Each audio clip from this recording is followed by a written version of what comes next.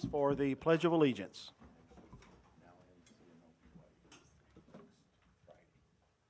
I pledge allegiance to the flag of the United States of America and to the republic for which it stands, one nation, under God, indivisible, with liberty and justice for all.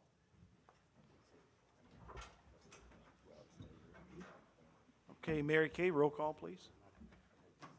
Dr. Dave Bardo. Here. Trina Borneman. Here. Dr. Noel Deep. Here. Jill Maddock Nelson. Here. Kristen Matt Miller. Here. Andy Mary. Danny Pyatt. Here. Angie Schreiber. Here. JD Schrader. Here. Okay, the first part of tonight, item number 2 is a workshop. We are so glad tonight to have Mr. Dean Dietrich. He is our school board attorney. And without further ado, we're going to turn it over to him and let him, we'll all introduce ourselves, I'm sure, to him because there's a lot of new faces since the last time he was here. Mr. Dietrich. And good evening, everyone. We're going to see how this works. I really don't like, this works real good. I like to walk, and I don't like podiums. So that's how we're going to handle this. I have about an hour to talk to you. I've been representing school boards for 45 years. So it's hard to condense the things all down to an hour. So I'm going to go through some stuff. I have a lot of paper for you. And that paper is, I'm not going to go through the paper. What you have in front of you is an outline that I use when I present on the topics of open meetings law and public records law. It's designed to be a resource document for you to use. If you have questions about it, you can look in that document and hopefully it's a readable summary of what the law is. I have some senses of the things that you're talking about and the things that you are looking to address within your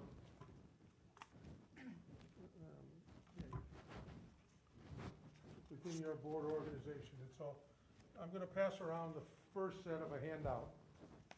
Again, it's not going to be something that I expect you to look at. There should be one for everybody. It's really designed to be background materials for you. There's 2 topics that are addressed in this material. The first topic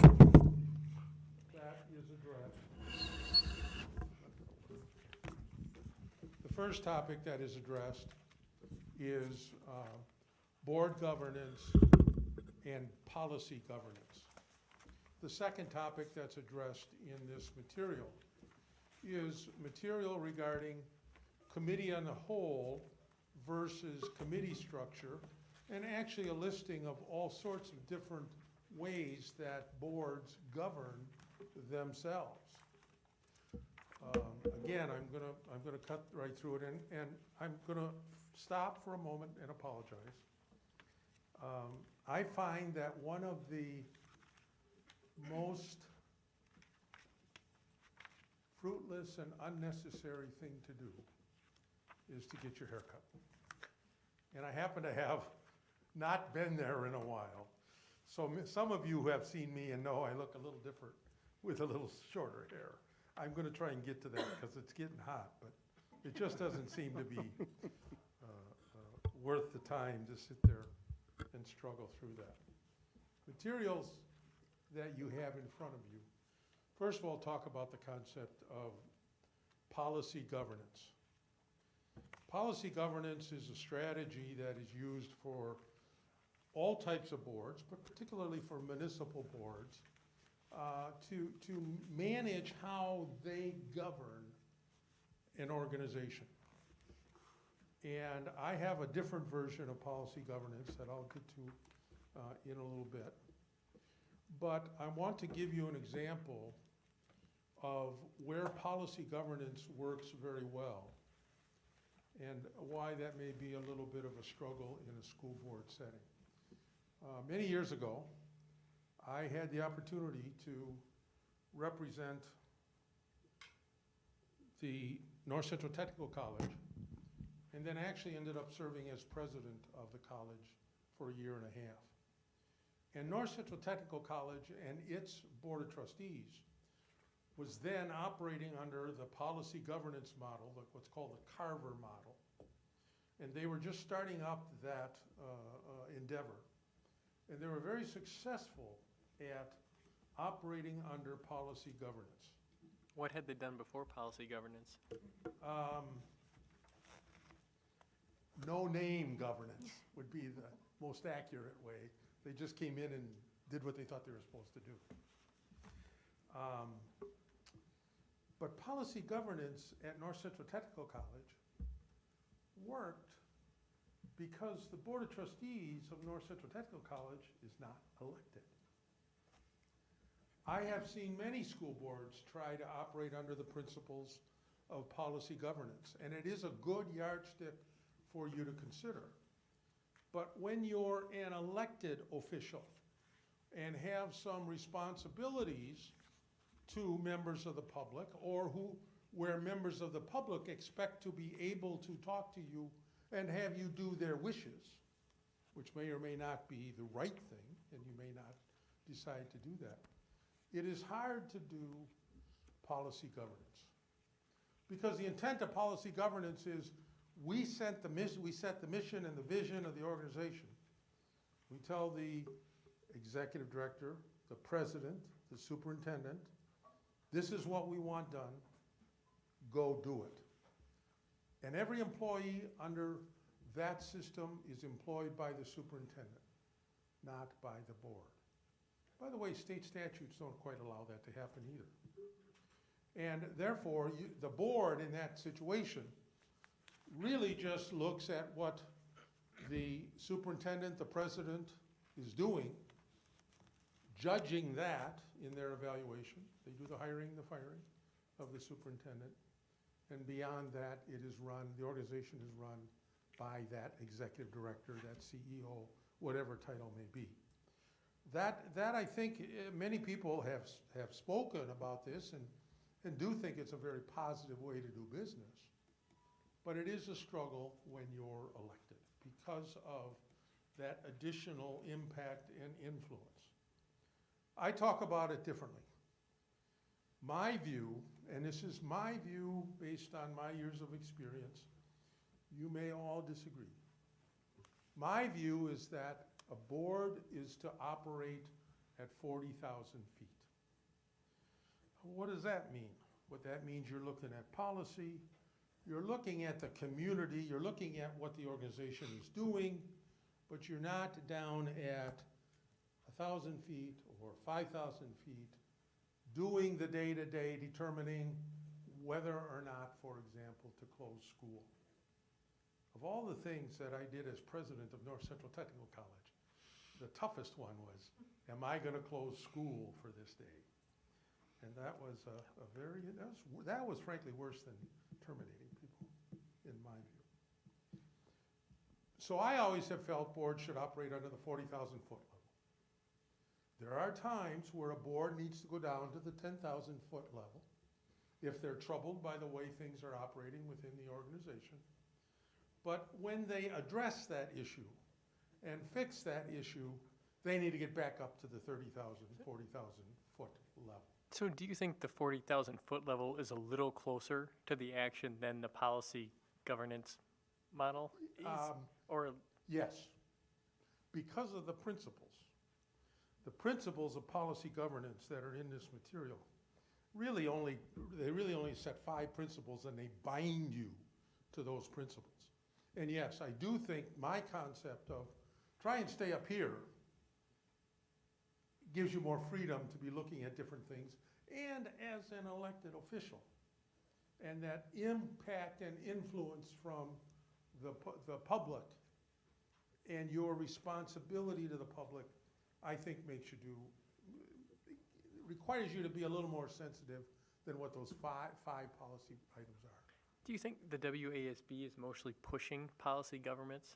Or are they, because it always, I don't know if anybody else thinks, it really seems like that to me, but Yeah, and by the way, I want these questions. I think this is great. This is what I want. My answer to you is, they are pushing policy governance because it's a recognized principle of governance. But my view of the world is, we never can put the pendulum here. We seem to either have the pendulum way over here or way over here. And my view, they've never said this to me, is WSB is kind of pushing way over here on policy governance because they want to see it here. And I think that's part of the strategy. Now, I've done 3 different programs for the WSB and the School Attorneys Association about board member superintendent relationships and board member relationships. A lot of what I see is disappointing to me, that board members are frankly sometimes at each other's throats, which I don't think is healthy. I mean, I don't think that's the right way to do business. But that'd be my reaction. You had a question? Yes, so I understand what you're saying at the 40,000 foot level. However, when a school district is ranked 414 out of 420? I mean, we're scraping the bottom of the barrel. Our test scores are continuously going, down. We're starting to kind of maybe make a swing up, but in order to fix that, don't we have to get in a little bit deeper? You have to get in deeper in the sense of, or by asking, okay, 1, why? 2, what are we doing about it? Now, unless you tell me that you're a doctor-trained education administrator, my reaction is I don't think you come to the table to answer why or what to do about it. I think it's your responsibility to demand answers to why and answers to what to do about it, and let the trained people answer that questions and do it. That would be my reaction. Okay.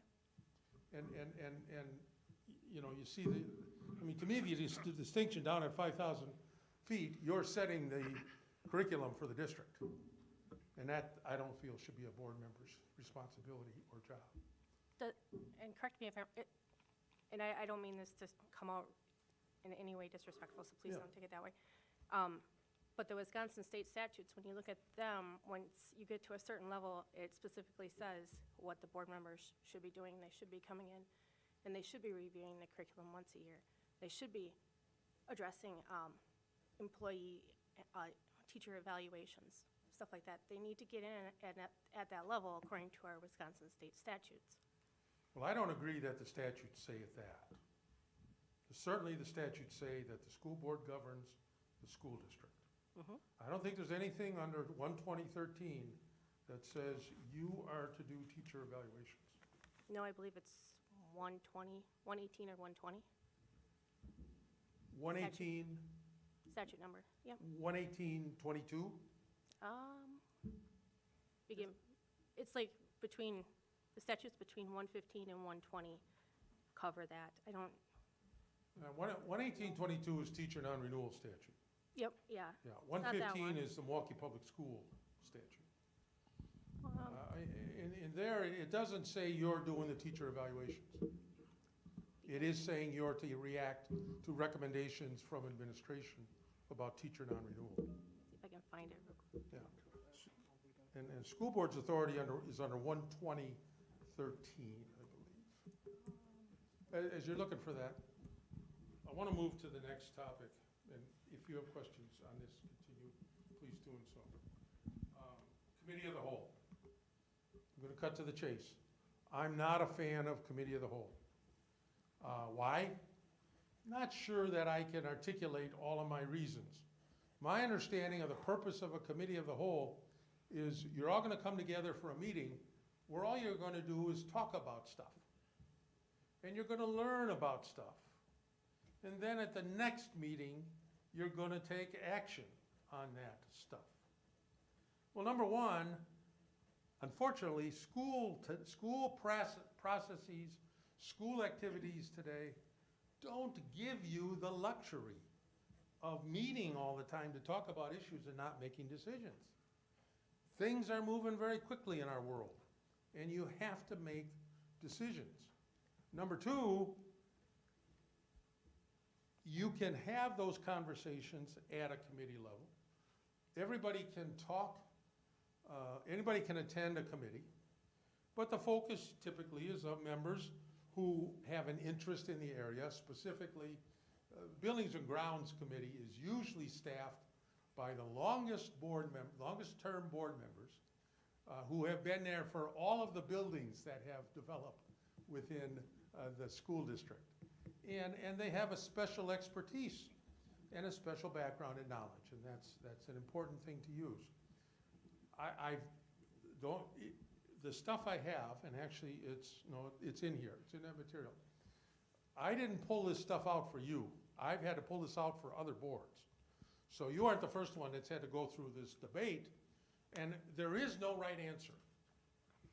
Whatever feels best for you collectively as a board is what you need to do.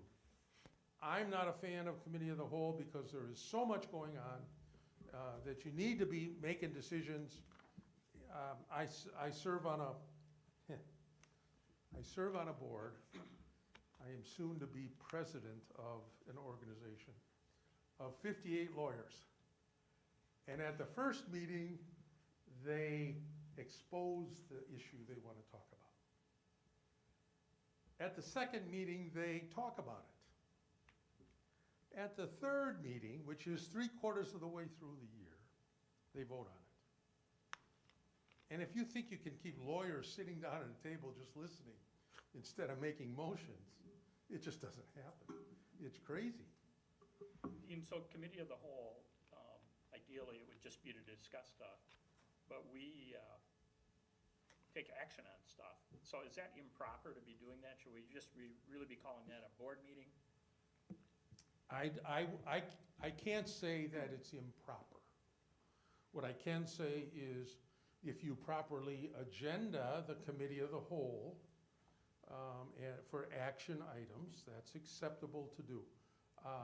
Once in my career, which was at least 10 years ago, somebody made the pitch to me that the board action was inappropriate because it was done by a committee of the whole, not the board. But it was the whole board at the meeting of the committee of the whole. And that argument didn't go very far. But to me, that's contrary to the concept of the committee of the whole. The idea of the committee of the whole is that you come to the meeting, you listen, you learn, you ask questions, and you go away thinking about it. And then at the next meeting, when it's an action item, you take your action. Wonderful concept. Wonderful concept. I'm not sure how realistic it is. Do any districts have just rotating full board meetings? So in other words, they're not differentiated by committee of the whole and then board Yeah. meeting? You Yeah. have the learning, the listening, and action posted on each one, and they happen, let's say, twice a month? Well, yeah, number one, they happen typically twice a month. They don't necessarily on the agenda identify all those three topics. My words, discussion and possible action on a topic gets you there. You have the discussion on it and then possible action. You may or may not take action. But I don't think you have to be any more specific than that in your agenda. Marathon County, down the road, operates under committee of the whole. And they have a meeting of the first Thursday of every month where all they come in is do and listening to presentations. They get into yelling matches with each other, but that's part of the process today. But they don't vote on anything, but they meet then in 2 weeks to vote on it. Most boards that I'm dealing with that I see out in the world of school law are dealing with committees that bring recommendations to the board, and then the board takes action on them. I did not include in your materials, and if you want it, remind me and I can send it to you. If you want it, Lakeland High School about 5 years ago wrestled with this, and they wanted to go to a more traditional or they wanted to go to the concept of policy governance and more of a discussion in one meeting and action at the next meeting. And they rejected that. In the end, after they studied it, they rejected that. The other school district that I put this material for last fall was really operating under the committee structure. And they were looking to go to committee of the whole because some people felt they had a great knowledge about the committee they were on, but not about the other issues that were coming up in the school board setting. So it's really what feels best for you collectively. And you have to have some discussion about that. And I personally am not that excited about committee of the whole because I think, for the most part, the committee of the whole becomes exactly what you said.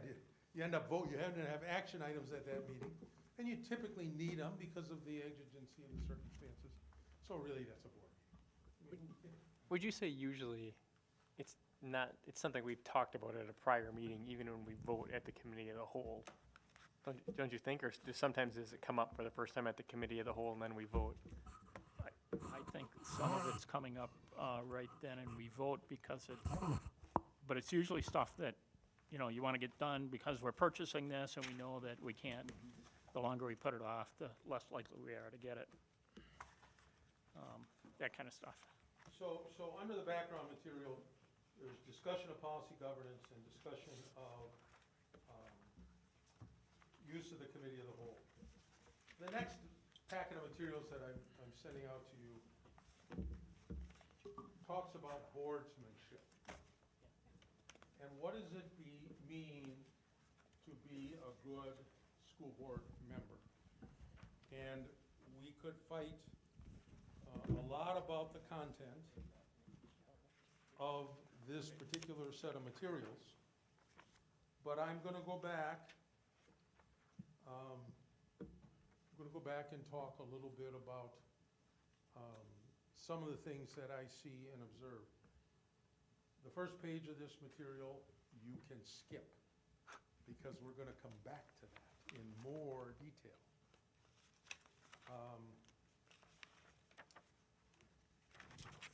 Coming to a meeting prepared for a meeting is part of your responsibilities as a local government official. The advent of technology has not helped us in this area because it's far too easy to attach 120 pages to an email that you send out with topics that you're going to discuss at the board meeting. And who has the time to read through all that, and who has the willingness to print all that out? So technology, I think, has not been a helpful thing to us. But coming prepared, and everyone comes to the table. We all see these great pronouncements. You come to the table with your background and your experience for one purpose: what's best for the kids. Great thing to say. Let's all be honest. Does that stay at top of the mind all the time that you're visiting in a board meeting? I question that. Not that you're a bad person. It's just that it's hard. There are so many pressures coming at us in so many different ways, so many different topics, that it is hard to keep your focus on one particular topic. Told you about running North Central Technical College. The only way that I could do that is I had one of your wonderful plaques here, but it was turned around because what it said, how does this affect the kids? I needed that day one that I stepped into the interim president role, which I thought would be 3 months, and it was a year and 3 months. But I needed that to remind me of what was I there for. Now, I didn't get a chance to look at your agenda. I think here's your agenda. Dean, For can your I, meeting. can I rudely interrupt you? I You want to have- make a point first. Okay. Here's your agenda, great agenda, got a lot of detail. Where's your mission? That should always be the first thing that you look at. Or, want to be smart about it, put it on the back. Put it on the back of your name plaque. That's why you're here. And as elected officials, it's harder and harder to focus on that. But that's the sign of a good board member. Go ahead, John. We had a WASB retreat, and one of the things we talked about to help the board get along better was no surprises. And so sometimes when we have an action item, we have a recommended motion. But if somebody has a different motion that they're gonna propose, could we email it to each other and say, hey, don't respond, but I'm thinking about making this motion? That's my next. Oh, so, okay, so is that allowed, or is that a walking, That's quorum. my next set of materials. okay. I will turn there in 5 minutes and answer that question. What I'm trying to say with this particular set of materials, first of all, it's research materials that I use for presentations about boardsmanship. I've already hinted to you about my view of board/administrator relationships. Stay at 40,000 feet, administrators down at 1,000 feet. If you have problems or lack of confidence in your administrator, you go down to a lower level. When you resolve that, you go back up to 40,000 feet.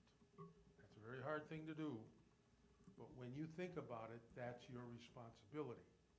I also offer to you that a good board member needs to know and understand everything about the organization they're involved with, not just the particular area that they focus upon. You can't do all that down at 5,000 feet. You cannot assimilate all the information. At 40,000 feet, you are providing the best service you can provide because you are looking at the picture from all angles. And you are providing that guiding hand. I always tell a story. I served for, I think, about 8 years as chairman of the board of Aspirus, Inc. It's been a while now, but I had a lot of time in that position.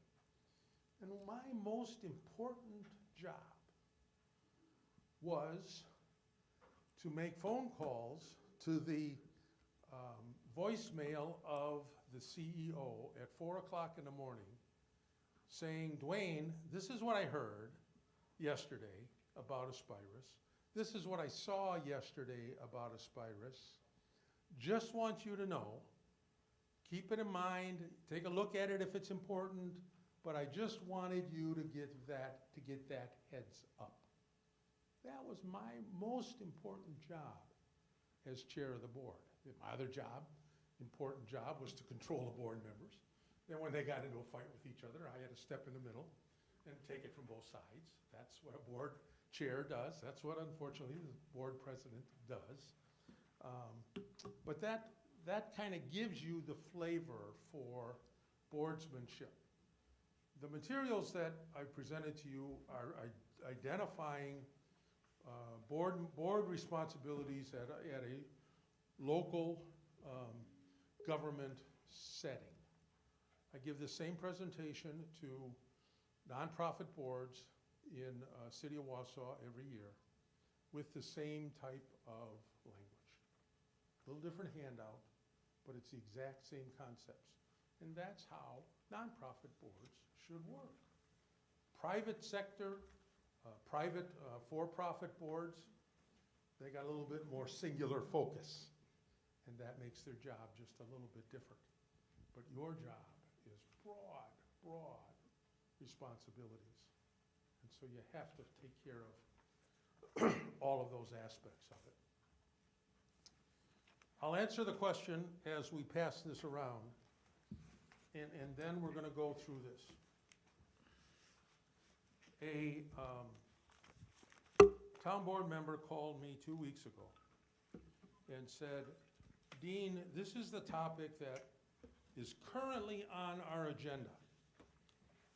And I would like to send an email around to the other 4 town board members explaining why this is on the agenda and explaining what I want to do with my recommendation on how to proceed on this agenda item. Or I could wait and hand it out at the board meeting, hand it to the other 4 members as a summary of the rationale. He said, which way do I think he should do that? And here's my answer. First part, 2-part answer, first part answer. That probably is not a violation of the open meetings law. But I can't say it is not. The scenario you described is a little better because you put at the bottom, please do not respond to this email. So it is the equivalent of writing a letter to each board member or an email to each board member. You just addressed it to all. I have to answer you by saying that's a gray area under the open meetings law. We do not have a decision on that topic, but it falls into the gray area. And here's the problem with it. We are so tempted to respond to emails. One response, reply to all, has now created a walking quorum. Now maybe not if it's going to all board members and there's no committees. Here's the downside of your committee discussion. You have a committee of 3 that are the members of the Buildings and Grounds Committee, A, B, and C. When A and B are talking about a buildings and grounds matter, that's a violation of the open meetings law. So while you may think that committees give you more ability to investigate and think about and get recommendations about a particular topic, it also creates a risk. And if you have 4 members on your Buildings and Grounds Committee, and 2 of those members are invited to a wedding on Saturday night,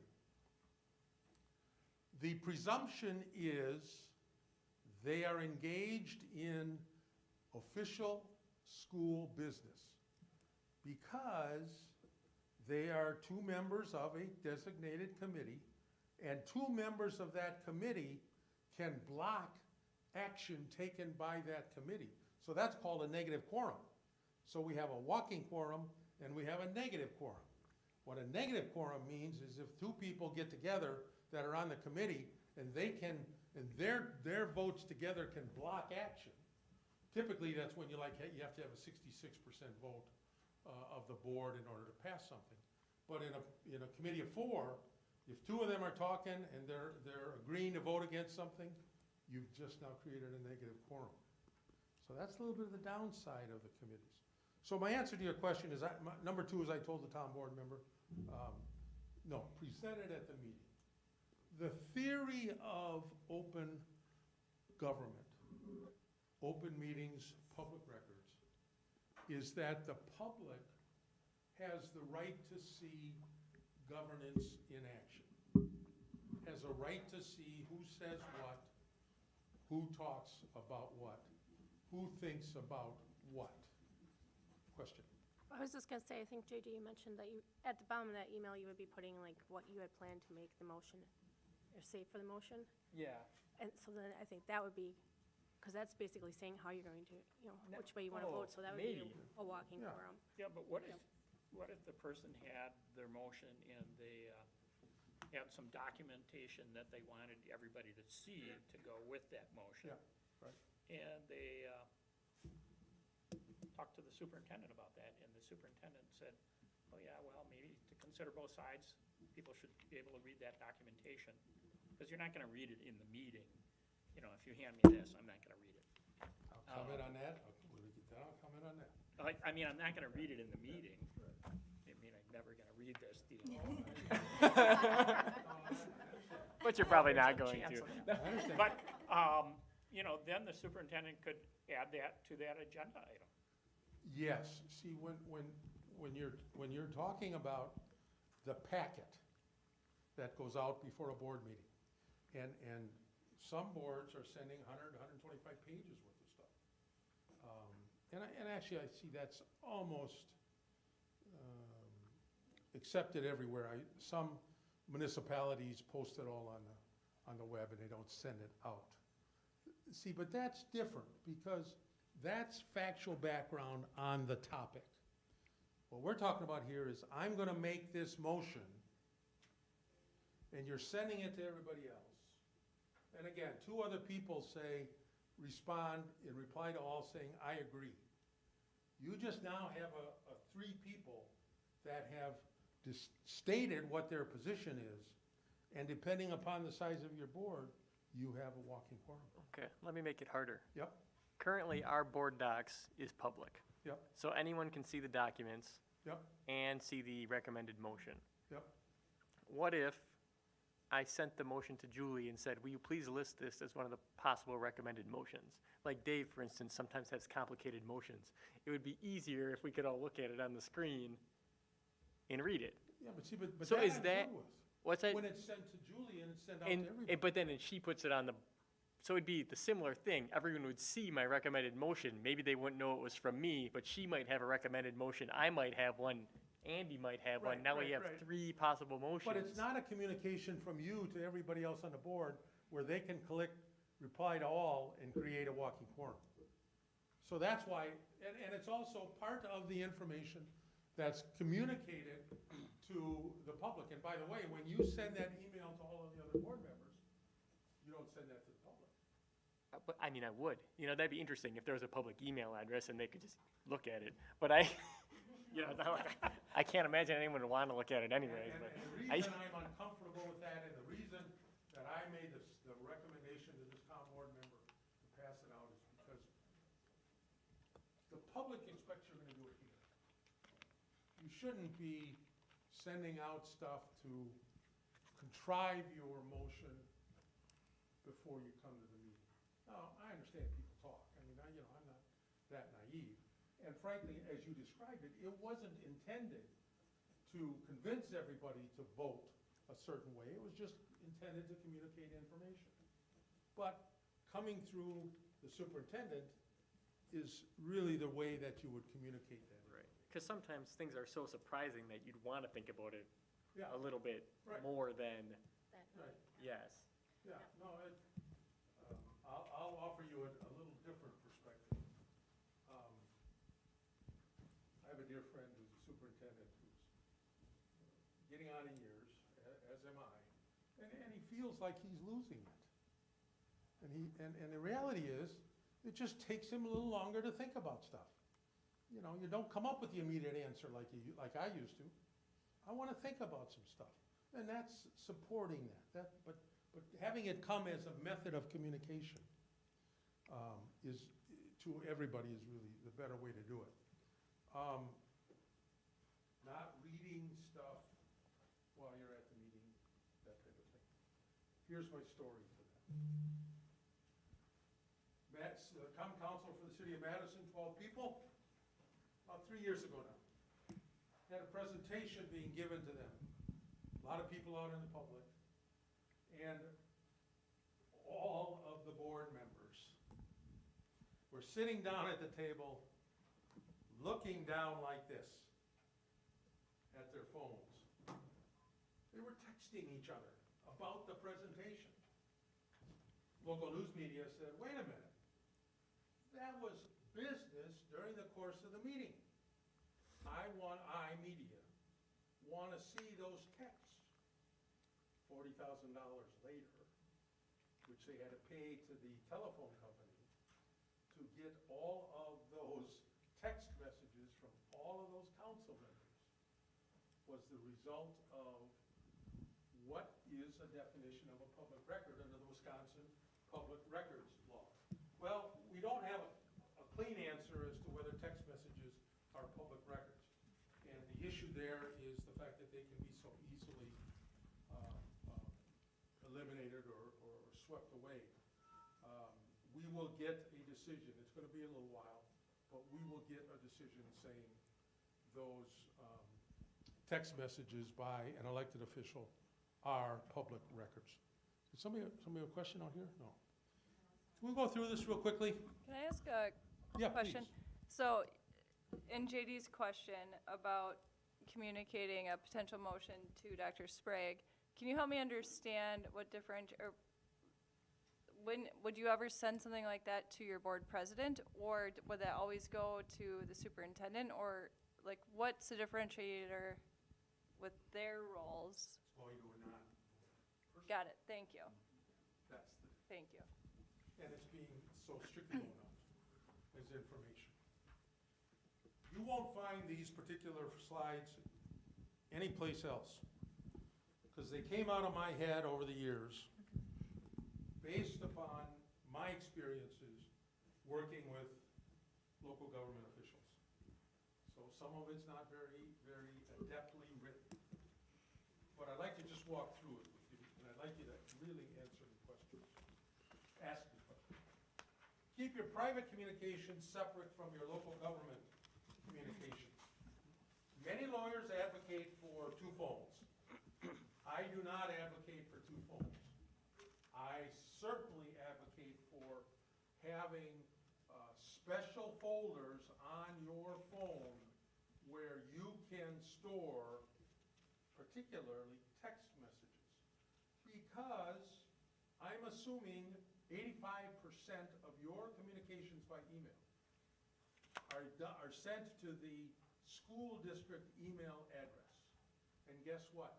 That's there to be recouped if somebody makes a public records request. So you always should be using your school district email. But remember, I said 85%, because 15% of the communications you get as a school board member are to a private email from members of the public. Those are still public records. Anything in regards to your role as a school board member is a public records. We have had cases in Wisconsin, fortunately not a lot, but cases in Wisconsin that say what an elected official posts on Facebook or LinkedIn about their business of their school or town or county is a public record. Now, preserving that to me is a challenge. But you have to have a system in place to preserve those text messages that you get from a member of the public wanting to ask you a question about local government, about your school setting. That is a public record. Set up separate email systems in your personal communication device. That's what I just talked to you about. Use your personal email for your stuff. Use the school email for school stuff. That's the safest way that you can function. Dean, I have a question, or do you want me to wait? No, please do. So any email that any school board member receives is public information, like if it came from a constituent, if it came from a staff member? If a constituent sends you an email inviting you to a cocktail party on Saturday night, but they have and use your school email, that is not a public record. That's a personal communication, even though it's to the address of the school board, and you don't have to consider that a public record. But anything else that you're getting that's relating to school business is a public record. And the last thing you want to do is turn your phone over to law enforcement or to the local news media to tear your phone apart. So that's why you have it done separately. So So Dean, if I get an email on my personal email account, I just email it to my school account. Does that exempt me from somebody wanting to look at my personal computer? Yeah. And so I could do the same with text, I could just email them to my school account? Yep. Now, that has to be your practice, you'd have to testify to that practice. If you consistently do that, then it is stored and documented in those two locations, really at the school location from those two sources, and your private phone activities would be protected. 3 hours ago, the January 6th committee ended their testimony for the day. And I'm not going to get into that, but I will give you this example.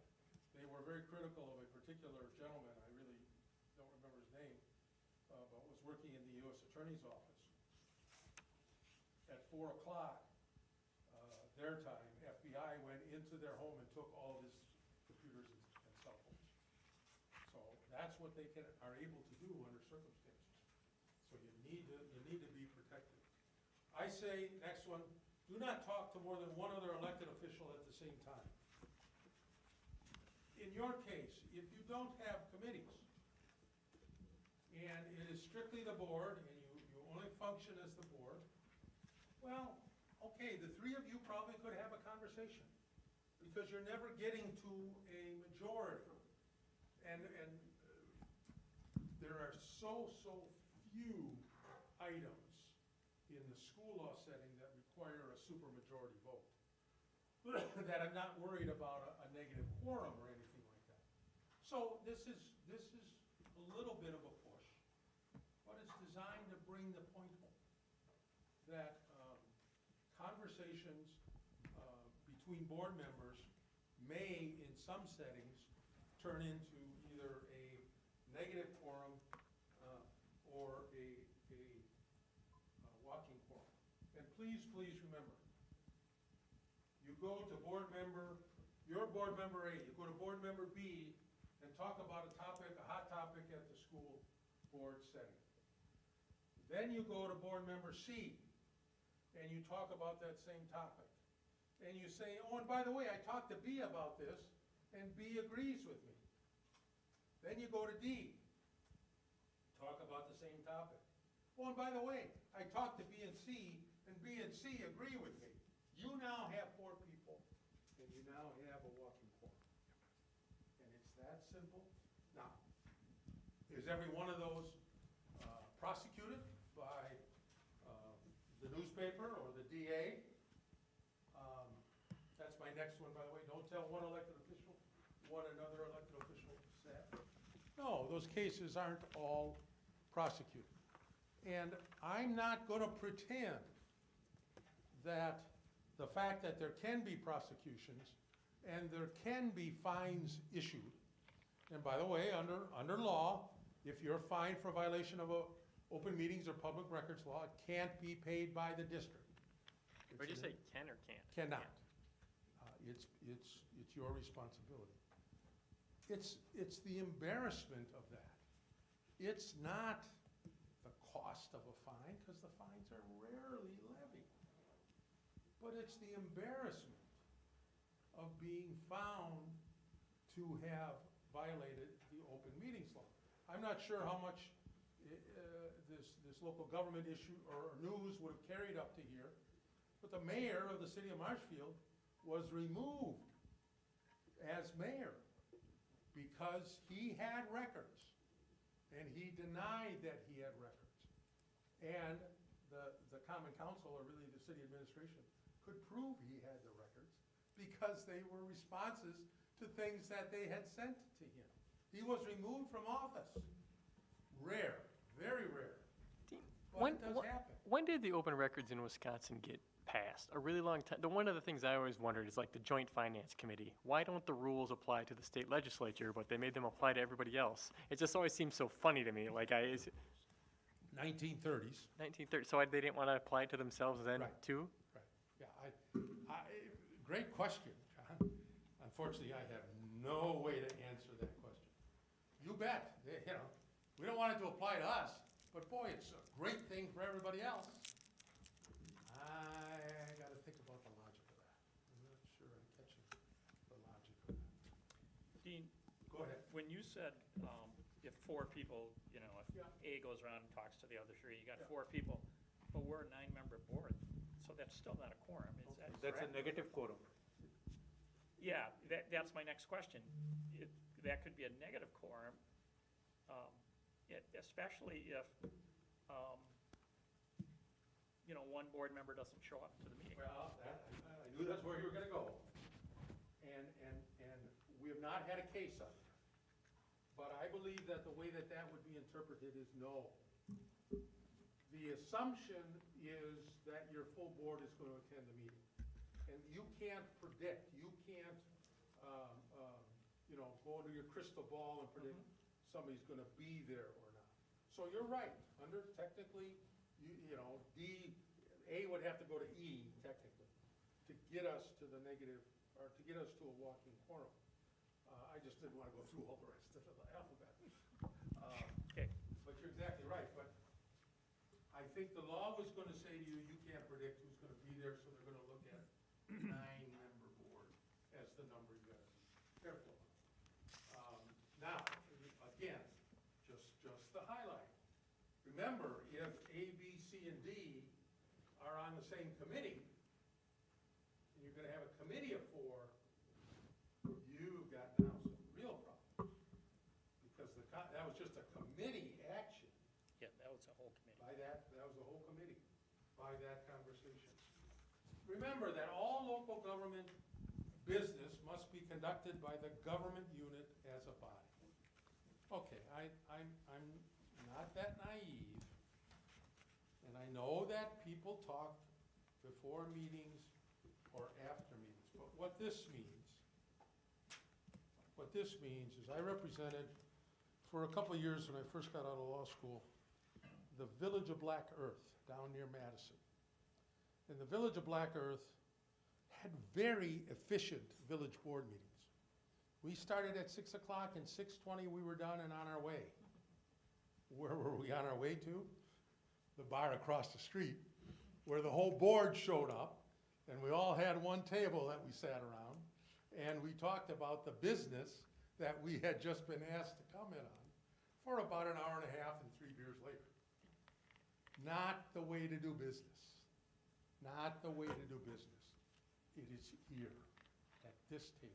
And that's why my recommendation to the town board member was, bring it to this table, because that's where the conversation is. Can we pass a resolution allowing drinking at school board meetings?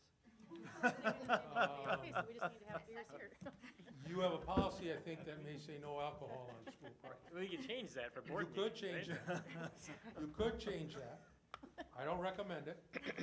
But once a year, I speak on lawyer ethics around the state of Wisconsin on a very regular basis. And once a year, I do a program in La Crosse where we can have beer from the start. And it's fun. It's a lot more fun doing an ethics program with some beer. Don't make any promises or rewards in exchange for votes. Local government officials' code of ethics. I didn't produce my outline on that. Actually, you have it in here if they're interested. But you can't be promising your vote for some advantage. I always tell the story about this area of the law real quickly, because I think I'm running out of time. Yep, Five it's minutes. almost 5. If you're on the common council and the Rotary Club comes in and wants to get a permit to use the city park and picnic area for a Rotary Club picnic, the member of the Rotary Club, in 9 out of 10 cases, is the one that brings that to the table to ask for that. That member of the Rotary Club should not be voting. The council member that's bringing it to the table should not be voting on that because it is a benefit to the organization he or she is affiliated with. Then the question becomes, well, what's a significant value? First answer is, at the the state level, for the state officials' code of ethics, anything under $25 is not considered of value. So the hats, you know, the pens, that type of thing. There is no $25 in the local officials' code of ethics. That's reasonable to apply the state criteria, but technically it doesn't, it isn't written there. Many years ago now, and I say many years ago, it's a good thing, we had fights over the Bucks tickets. Because back then, the Bucks tickets weren't worth very much. It's entirely different today. It's a whole different ballgame. However, back then, an argument was made without laughing that the Buck tickets really weren't anything of value. So it's subject to interpretation. Information discussed in closed session is not to be shared with anyone else. That probably goes unsaid. And people want to know what's happening. People want to know what's being discussed. But closed session is for very limited purposes. And those things should stay in closed session and not talked about. And I think I've said this before to a prior board in the Antigo School District, because I've said it to most school districts that I represent. Back about 15 years ago, the Wisconsin Attorney General said in a published opinion, you cannot vote in closed session. You can only vote in open session. 2 months later, that same Attorney General issued a private letter which said, well, if you're voting in closed session specifically on the topic for which you went into closed session, then it's okay to vote. Here's the simple answer.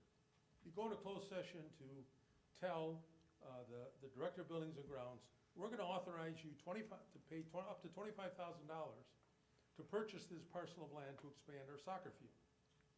If you then go into open session and pass that motion, you just killed your negotiations with the property owner. So that stays in closed session. You consummate the deal.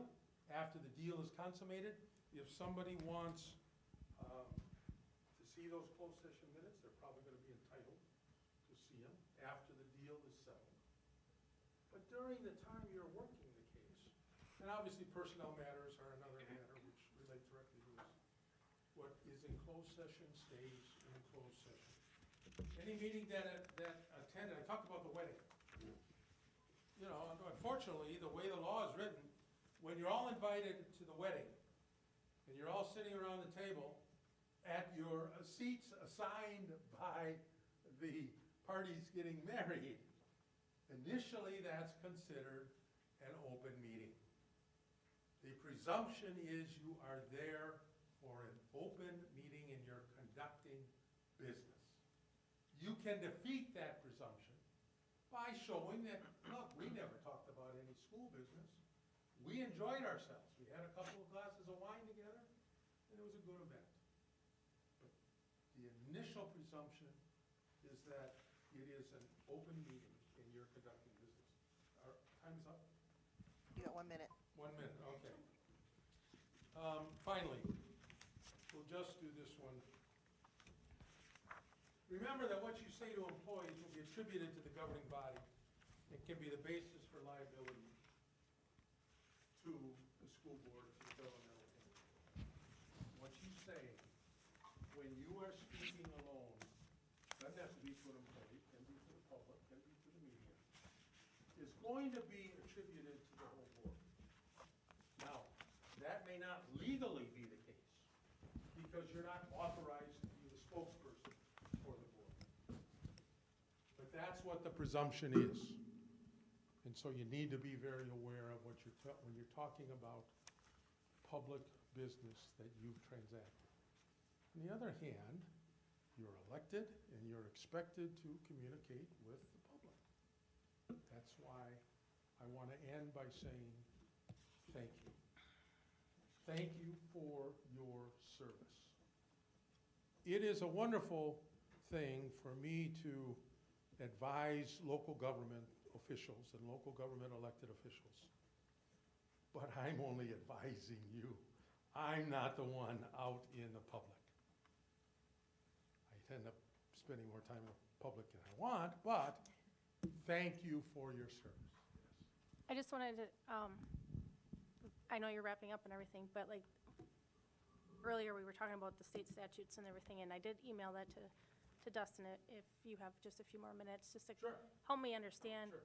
how I'm reading that differently. And I understand it goes off of interpretation, Yeah. you know, and everything in the courts and by counsel and everything. So, Dustin, if you could pull up the first one I sent you.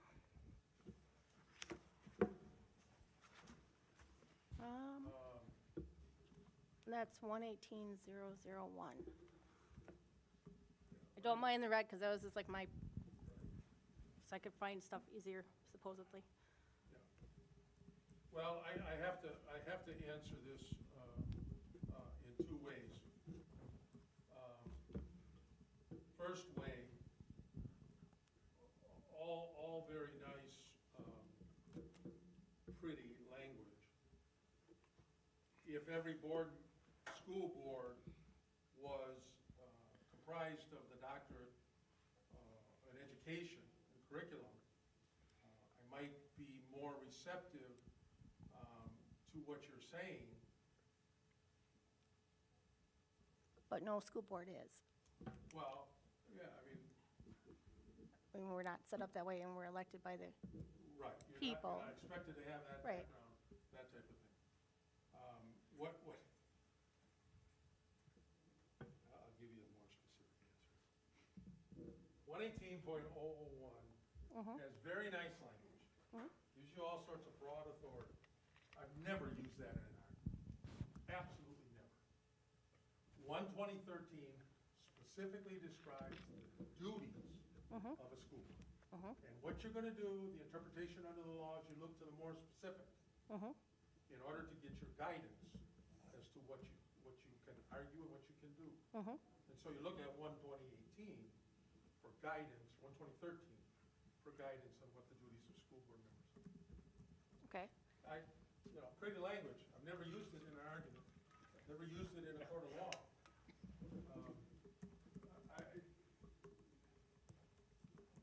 So when, Each school board should provide, if you're gonna govern at what I think is the right way to govern, which is 40,000 feet, you're providing curriculum and course requirements and instruction.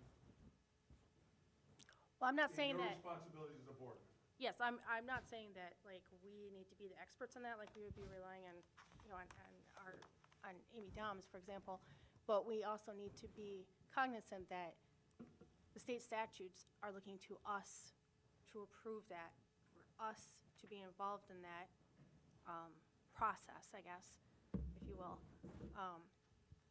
Because if you, like you say, if you stay at the 40,000 and you just, you know, I guess, I don't want to Rubber stamp? blindly agree, without knowing, but then we're held responsible by the public as well as the Wisconsin state statutes is how I'm reading this. Well,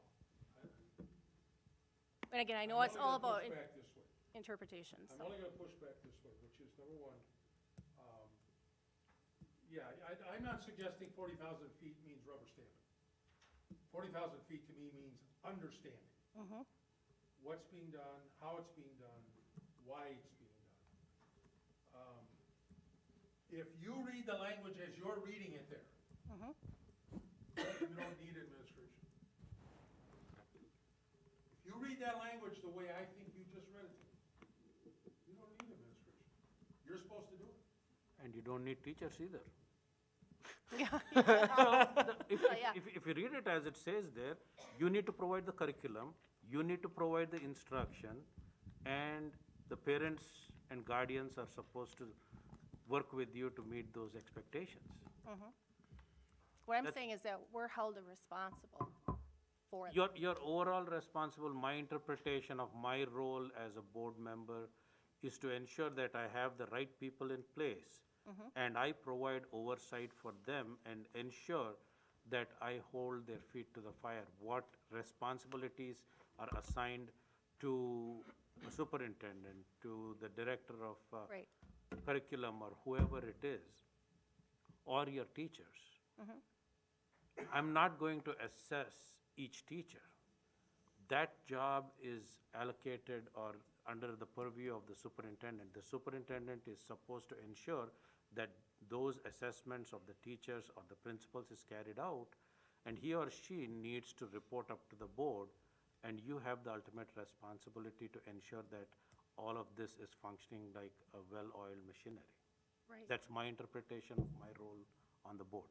Not to get into the weeds, not to deal with the day-to-day activities of each member of our academia here. Sure, no, and that makes sense, to me. Never seen a board member evaluate.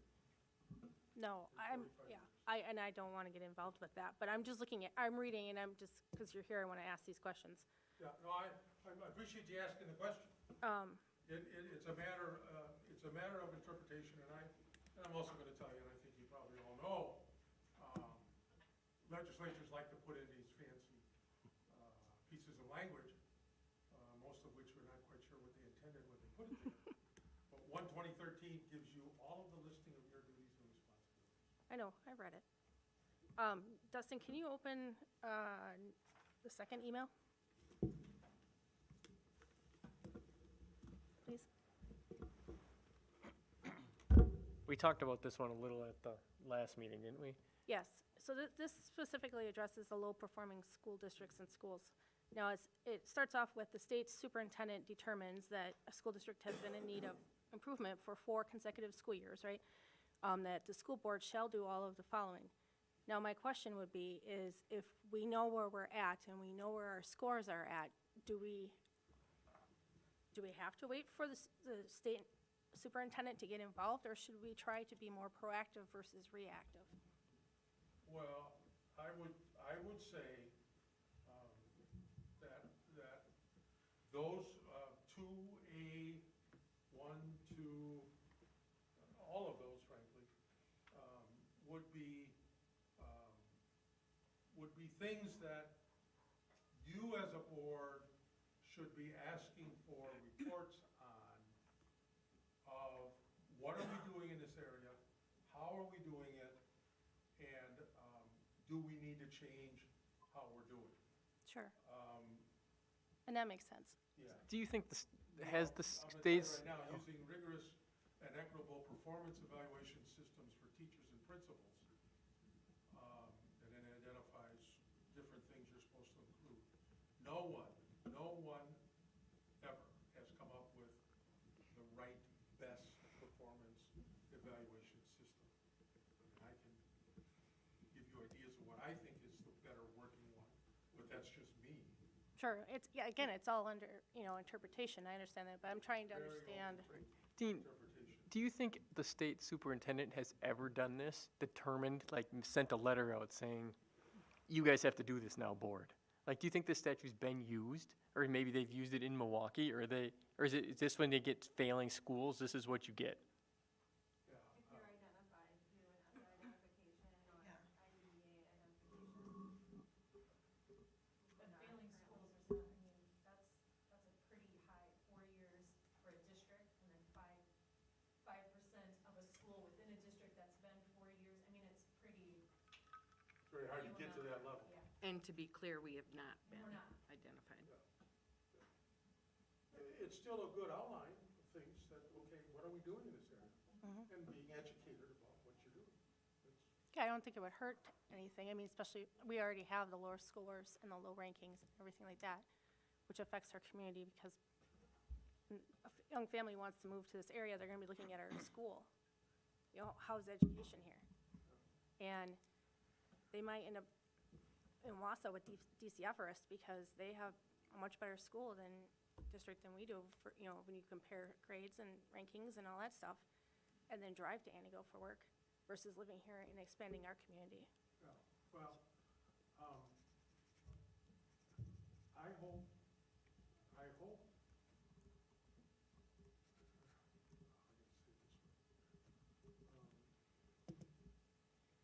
hope that more and more parents are looking at it from that perspective.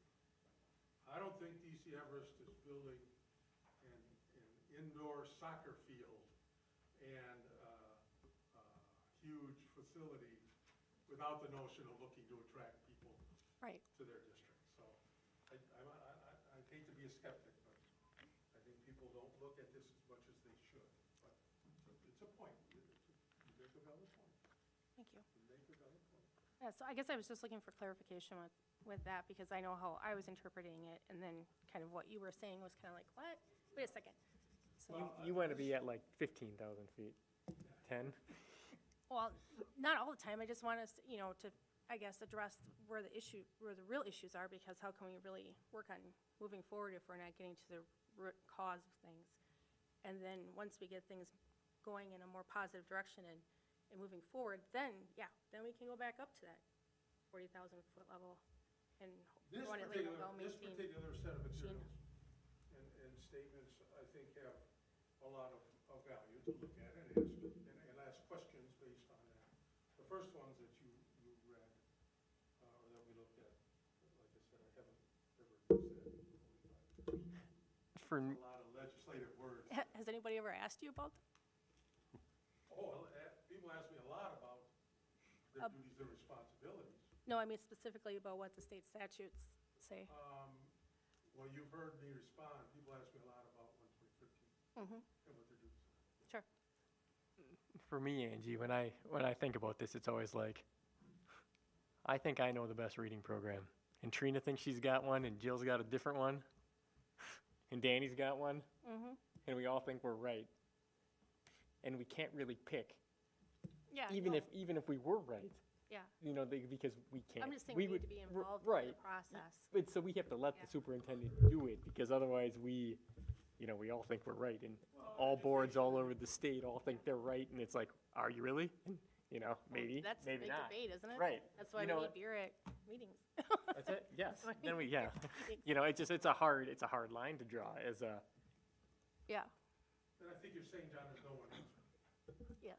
I mean, again, nobody has the right answer, perfect answer for every situation, and everything's up for interpretation. The goal is for the 9 of you to reach a compromise or a middle ground that you can be as comfortable as you can be with.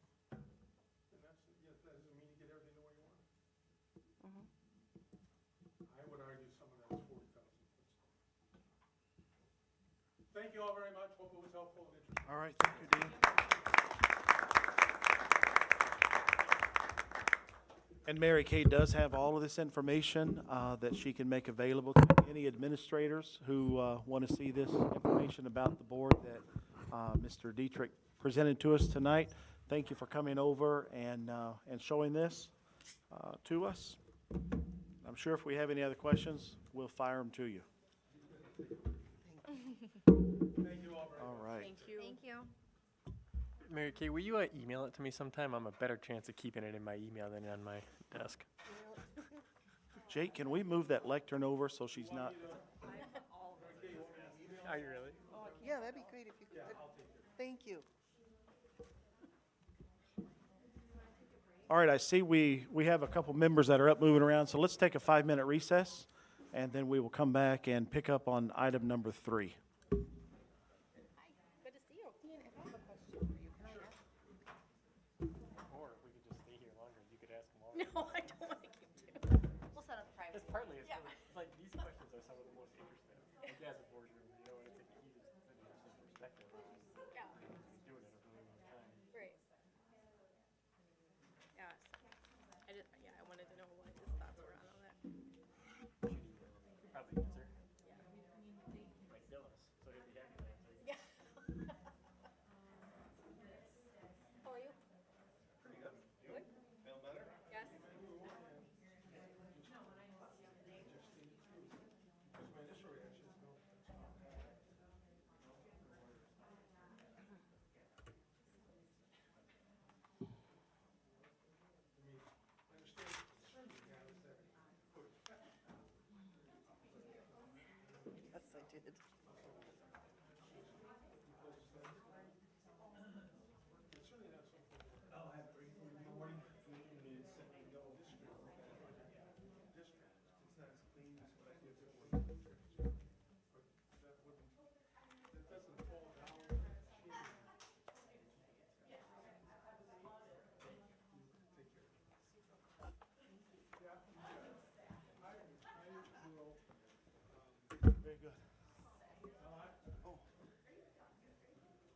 I'll have to email the rest of my questions.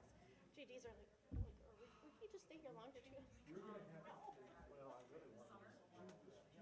Kinda. Yeah.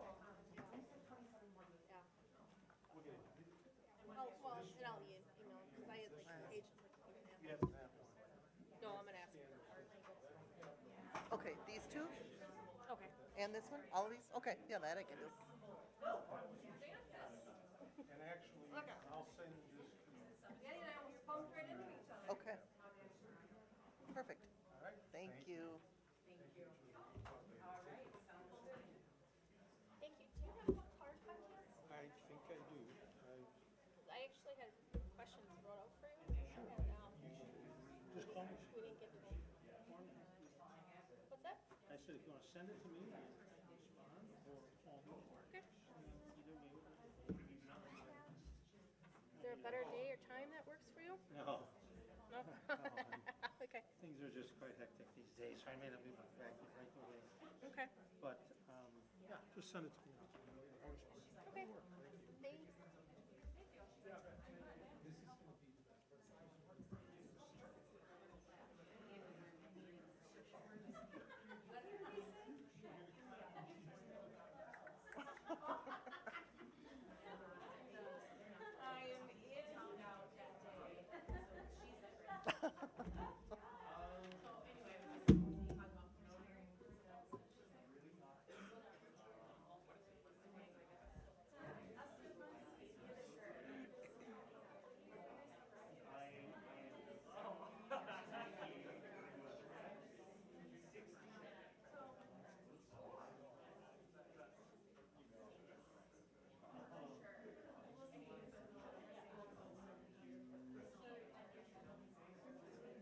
I don't know, he didn't say, I think he just said 5 minutes, so.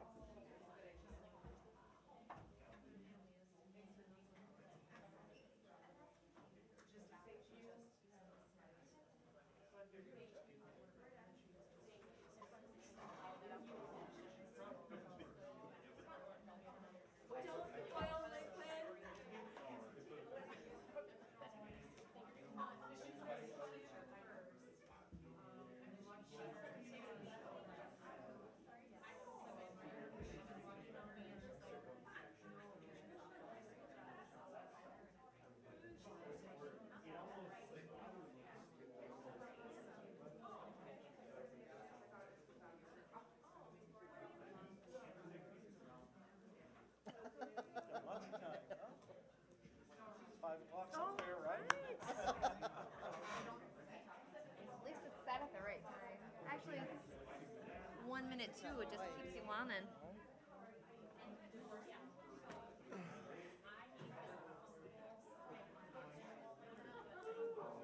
Oh, don't start that. You do that when you're nervous. Oh, did you?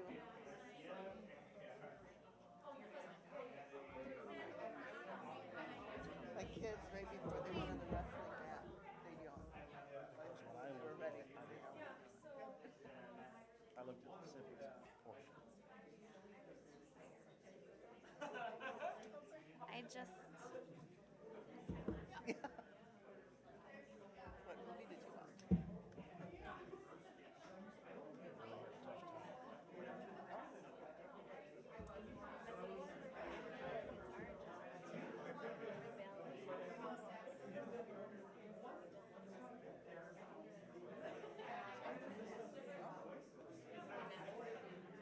The one that I could say,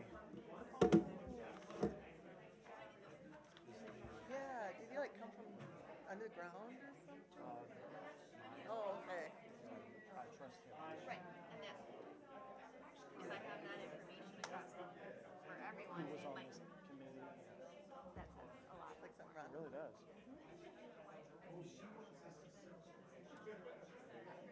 We should ask for it.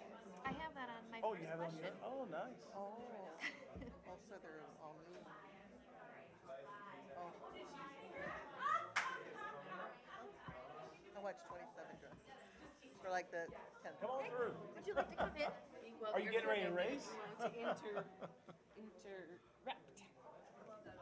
Well, thank you. I had to think I of really my liked word. yours on Tuesday, actually, that bright orange. Orange pants with the orange flowery top. I love Well, that. thank you. I do love orange. It did. Just Right. Just like orange with basketball. Often. Yes. Oh, okay, just making sure.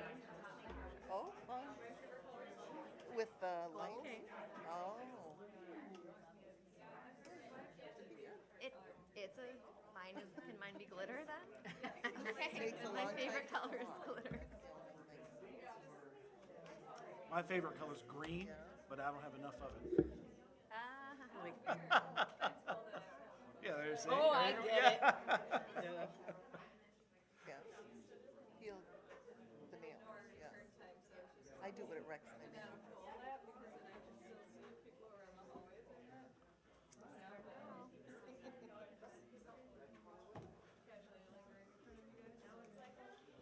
Okay, let's come back in. Amy is ready to go. Lied to my wife already, we didn't even start the intro of the meeting.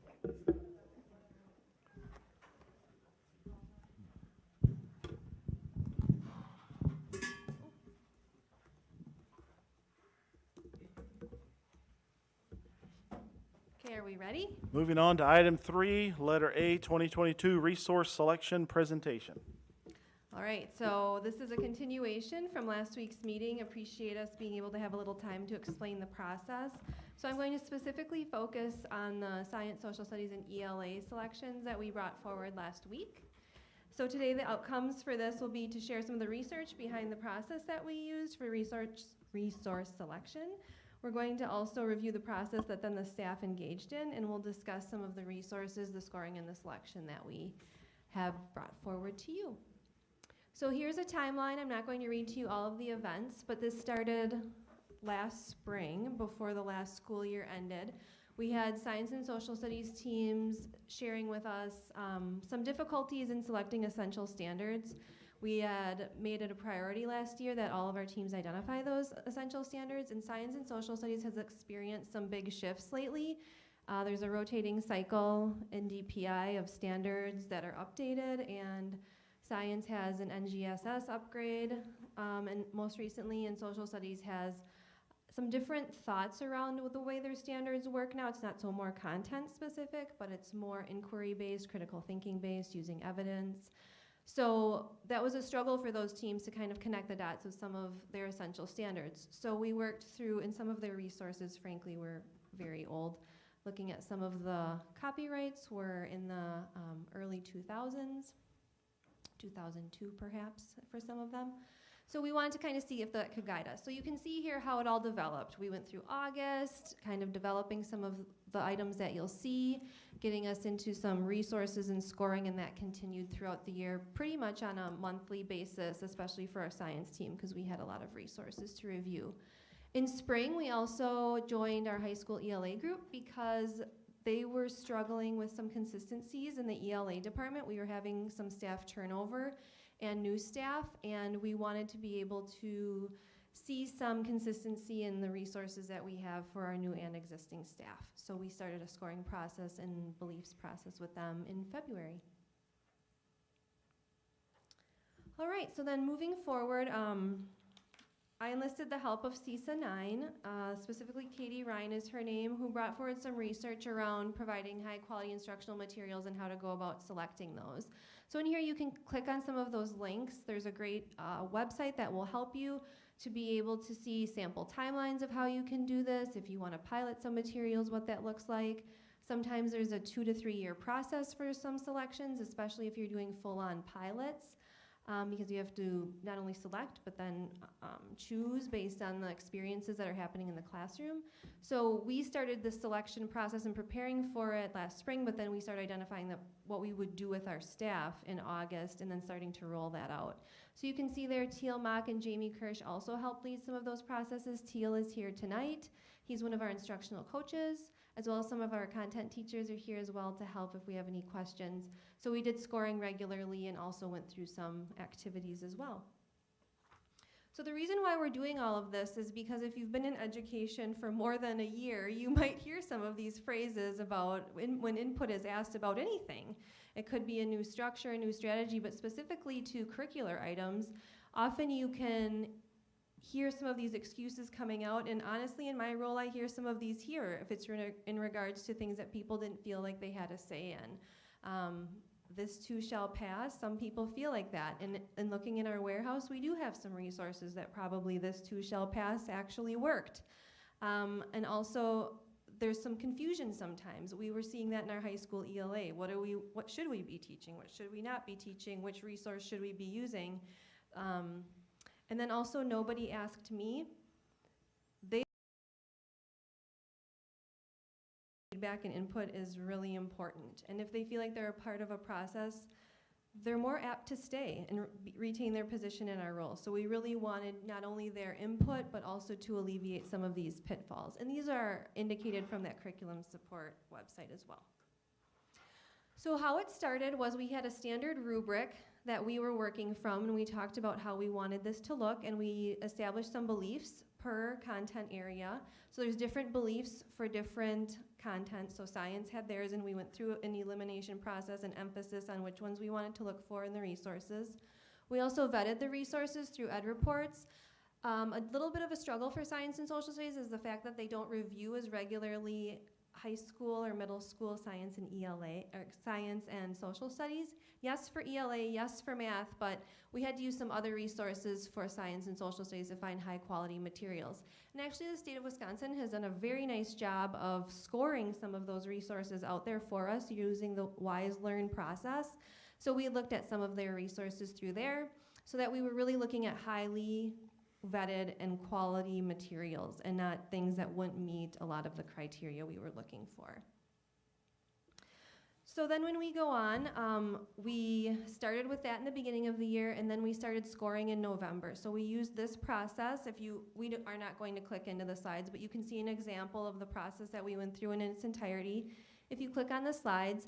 And the really important part of this is we had given teachers time to look at the resources, about a month of time. So we had shared some of the logins and then some of the physical resources, and then they had a month to look through and collect some of their evidence based on the rubric qualifiers that they had created with us. And we noticed that sometimes we needed more time, or we had more questions or needed more guidance. So then we would follow up with that, maybe allow more time during an in-service day to do that. And when we could come together, we would do a consensus scoring, so everyone would vote before talking. If we weren't at consensus, then we would talk about our evidence and rescore so that people's votes were heard and that everyone could have their input. So then we came to some final decisions. Some were very easy and clear for the teams, like social studies 6 through 12. I was surprised when they scored, and it was at consensus that that was the resource that they wanted to go to. At science, 6 through 12, they initially started thinking that they would like a 6-12 resource that would be consistent from middle school to high school. That was one of the very first questions, and we thought it might be nice if we could find something like that. When the middle school scored Amplify, it was far and above beyond what they wanted in regards to middle school students, the experience, the hands-on. And then science, we really had to dig in a lot more. We did a couple virtual visits with reps. They were debating between 2. And then we had some follow-up Q&As with the ones that we selected as well to make sure we were solid in our answers. So like for social studies, we had a follow-up Q&A to make sure all the questions were answered. ELA, my perspective, same thing. HMH, we heard from 2 reps before making the choice. So it was very thorough to make sure the questions were answered before solidifying the decisions that we brought to you. So on the next slides, you're going to see the comparison side by side for each of the scoring indicators. And you can see some of the evidence that the teachers brought forward in that process. So here today, Mr. Blood is here. He teaches some of our social studies classes at the high school. If we do have some questions, or if he would like to comment on the process, I would welcome that. But he was a part of scoring for the 6-12 resources as well. I'm wondering if I'm going to take a pause here and see if anyone has any questions thus far on the process or what you're looking at now as far as scoring. Amy, you're doing great. Mr. Blood, will you tell us about what you thought? Did you love this? Are you happy to get something new? Do you hate it, or did you? Mr. Blood, can you come to the mic so the people watching can hear you? Thank you, sir. Thank you for all the staff that are here tonight, too. We looked at 3 different groups of textbooks, and we looked at a variety of them because we have psych and soc and a whole variety of different things at this level that we're looking at. So we took a look at all the materials that we got.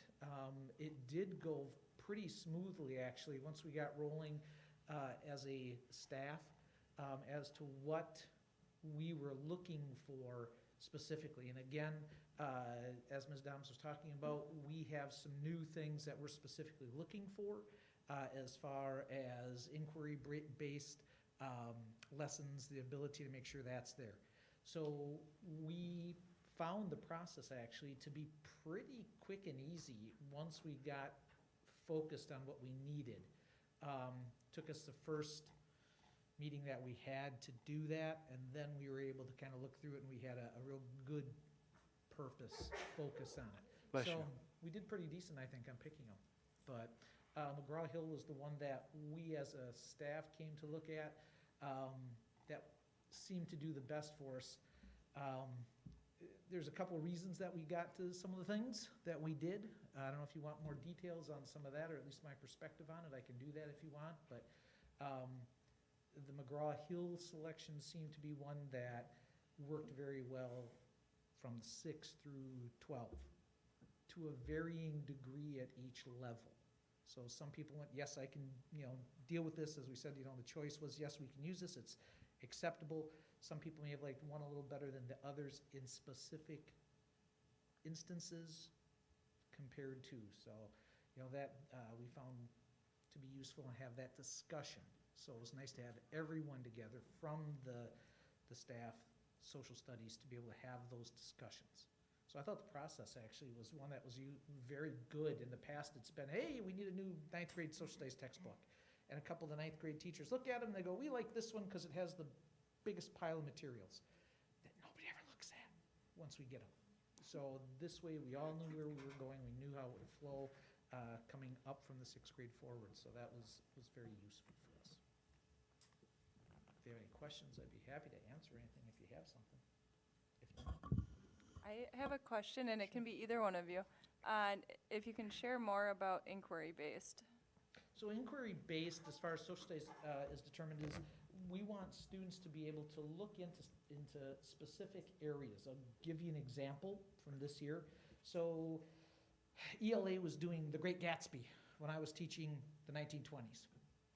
And so we have some students who are very interested in Gatsby. So when we had discussions on some of this, I could turn and focus on Gatsby. Bless you, Jeff Shannon. So that's stuff that I've known in the past. So I said, let's talk about, put these in. And so we could pull some things specifically from that. There's a quote from Tom Buchanan where he's talking, and we brought that into our discussion about the 1920s. We talked about that. Kids brought up the fact it was published in 1925. They knew that. And then they could talk about this, and they did more research about how did The Great Gatsby accurately reflect some of the times, because contemporary writing was new in the 1920s. So we were able to have their curiosity help lend or loan or build on what they were learning, and it helped them to identify things. So it's incorporating each student's curiosity, and hopefully they'll pull more out of it by doing that. So it's inquiry process. Thank you. I did notice, and we spoke about this before, that there was history and historical context provided on the Magna Carta and the English Bill of Rights that I found in the book as well, and I thought that was absolutely awesome.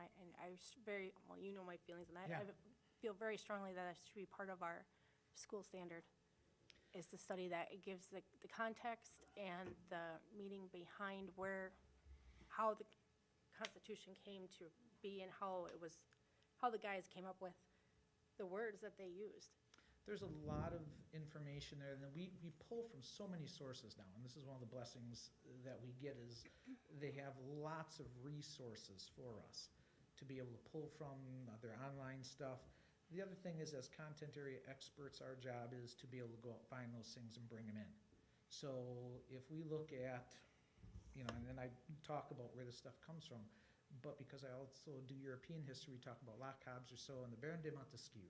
So we bring those people and we say, here's where this is coming from, and give people that. Now the beauty is, in the inquiry process, then if students have an interest in going more in-depth into that, here's where you can go and what you can do with it. So those things are available to us online, and that's why you have teachers who use those materials to be able to look at that, have stuff that's easy for the students to access, and that makes it even easier for them to go deeper into that inquiry process to produce more, and that's what we're after, is trying to create, and I know everybody hears that lifelong learner thing, but I'm amazed at the number of people that you will see out and about in Antigo who go, I know I wasn't very good when I was in class, but man, I love that history stuff now. And if we can give them the tools, because as they mature, people start to really see how that impacts their world. So we've got to give them the tools to be able to dig now so they can use it later. Mike, Yes. I was in the high school, and I was in a history room, and you popped in, and you showed me a bunch of Civil War letters that you were sharing, real Civil War letters with children, Yes. which I thought was amazing, and as a Civil War geek, I was really amazed. Now, but I'm going to ask you a tough question, okay? Because I trust your opinion. Thank you. So I went into resources, okay? What popped up was the Monroe Doctrine, okay? So there was some guy there who had made what today we would think were very insensitive comments that dealt with basically, did I say the Monroe Doctrine? Yes, I'm you did. sorry, I'm wrong. I meant Manifest Destiny. Oh, okay. Excuse me. Yeah, I like the Monroe Doctrine too. Manifest Destiny, and the person was quoted, and again, it was in the resources, and it was basically, you know, whites have the right to go and take the land that we want to. Mexicans are not superior, they're less than us. Now, I'm not saying the exact words it was, but that was the, so my concern, of course, is that any teacher can go in and see that, and if they think that's the way it should be taught, they're gonna bring that in. And, you know, we have 6.6% Hispanics in the, and I certainly don't want a Hispanic child to feel like, oh, whites are bad. And that's where I'm coming from. I guess I just want to say that I hope our staff, and I think you guys probably talked about it, because there is more than that are insensitive comments from back in the time. And for example, as a former history teacher, I would say, to use an example, Native Americans were fighting over land among themselves before we got here, and then started taking their land. When we go to the French and Indian War, there were Indians who fought, because I'm going to say Indians because that's what they were called then, Indians fighting on the side of the French. But at the same time, there were Indians fighting with the British because those Indians were enemies. So they each picked a side and were fighting each other. It's always been that way. You know, people's fighting peoples. And it's not going to change because that's just the way humans are. So I'm just saying, all I'm concerned about is that our staff makes good choices when they go into the classroom.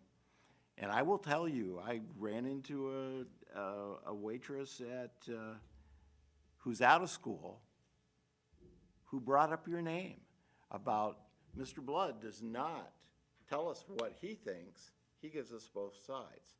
That's what should happen, and I hope as a leader in our history department that you'll make sure that that's the way it works, because I know it does with you. Yeah, well, and I think the training, and I had a student teacher this fall, or excuse me, this spring. So I had a student teacher, and as we were discussing that issue, the training for teachers, regardless of what you hear, the training is to bring those materials in.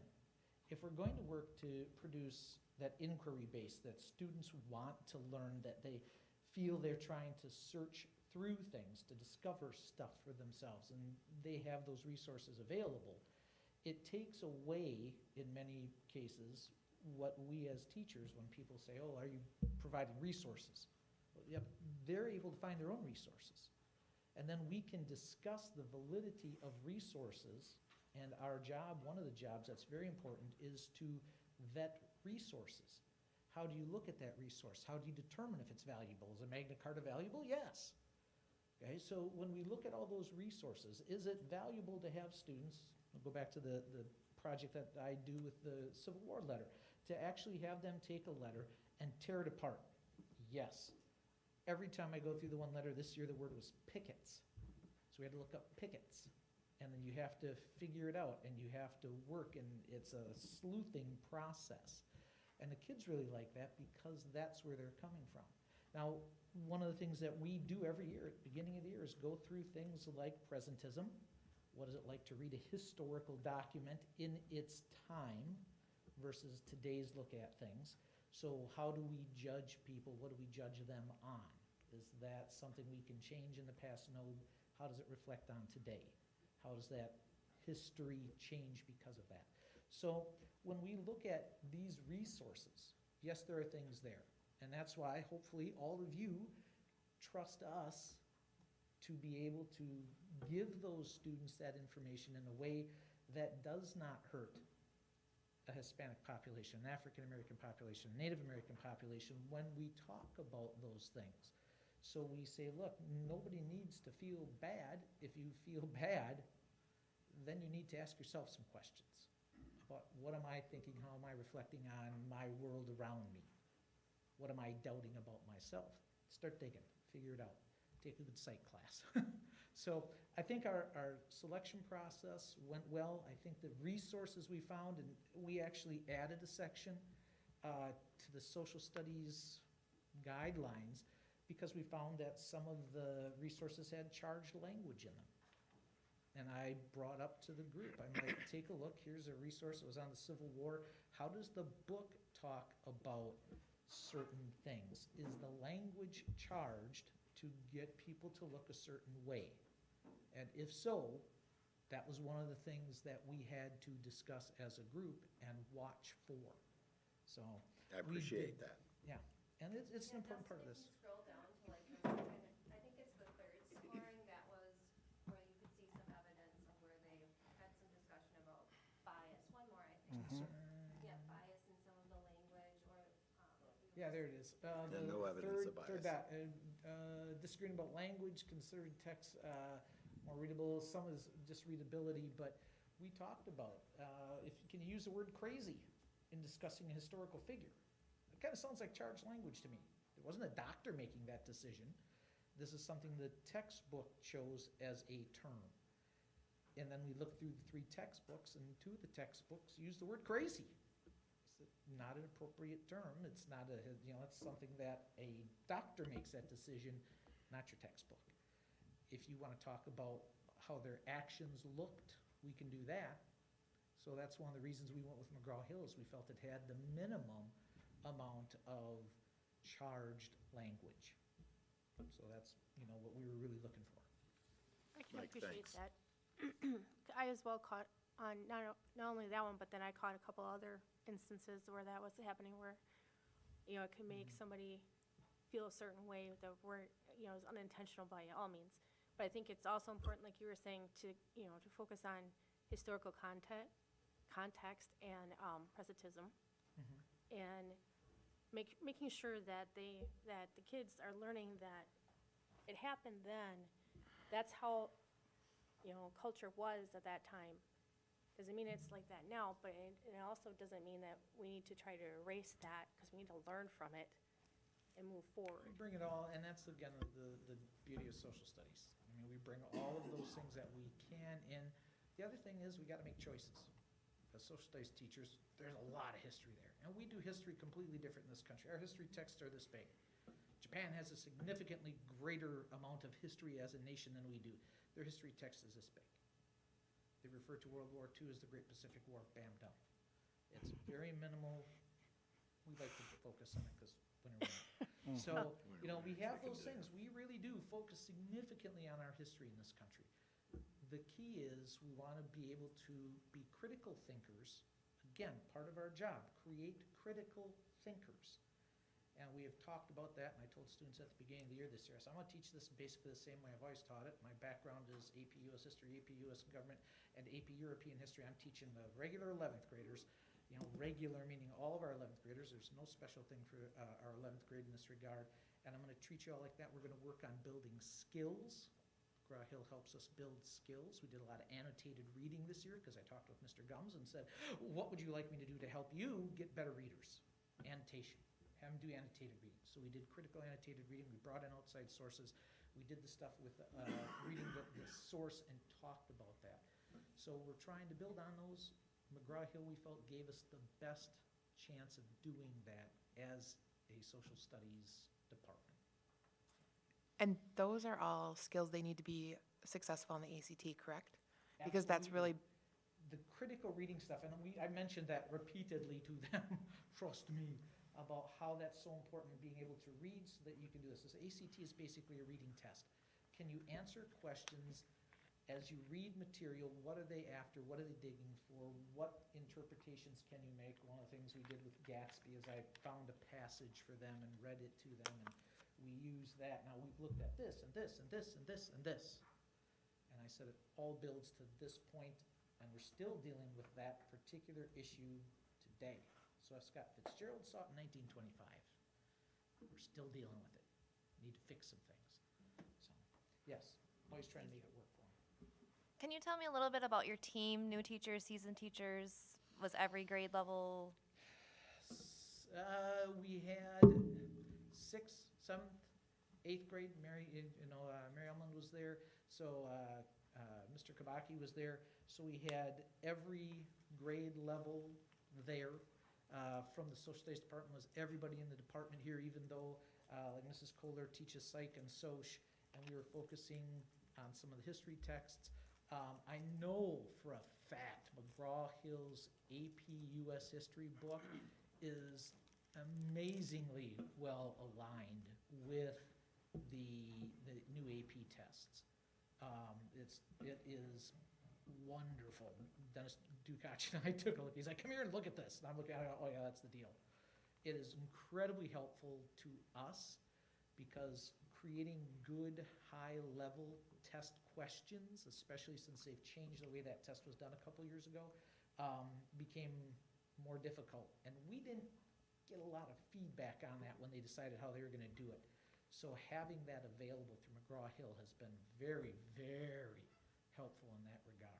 So everybody had input. I know that we got questions answered when we had the meeting on virtual meeting with them.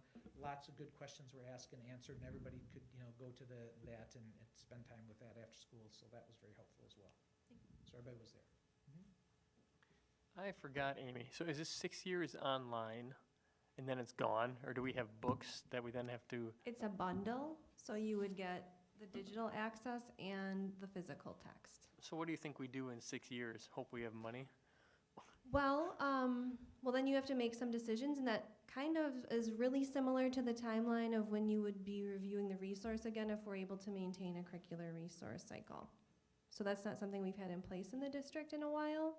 And some of it was because of financial constraints. And so I've talked with Tim a lot about that. I know right now we have a substantial amount of dollars because of ESSER, but that won't always be the case.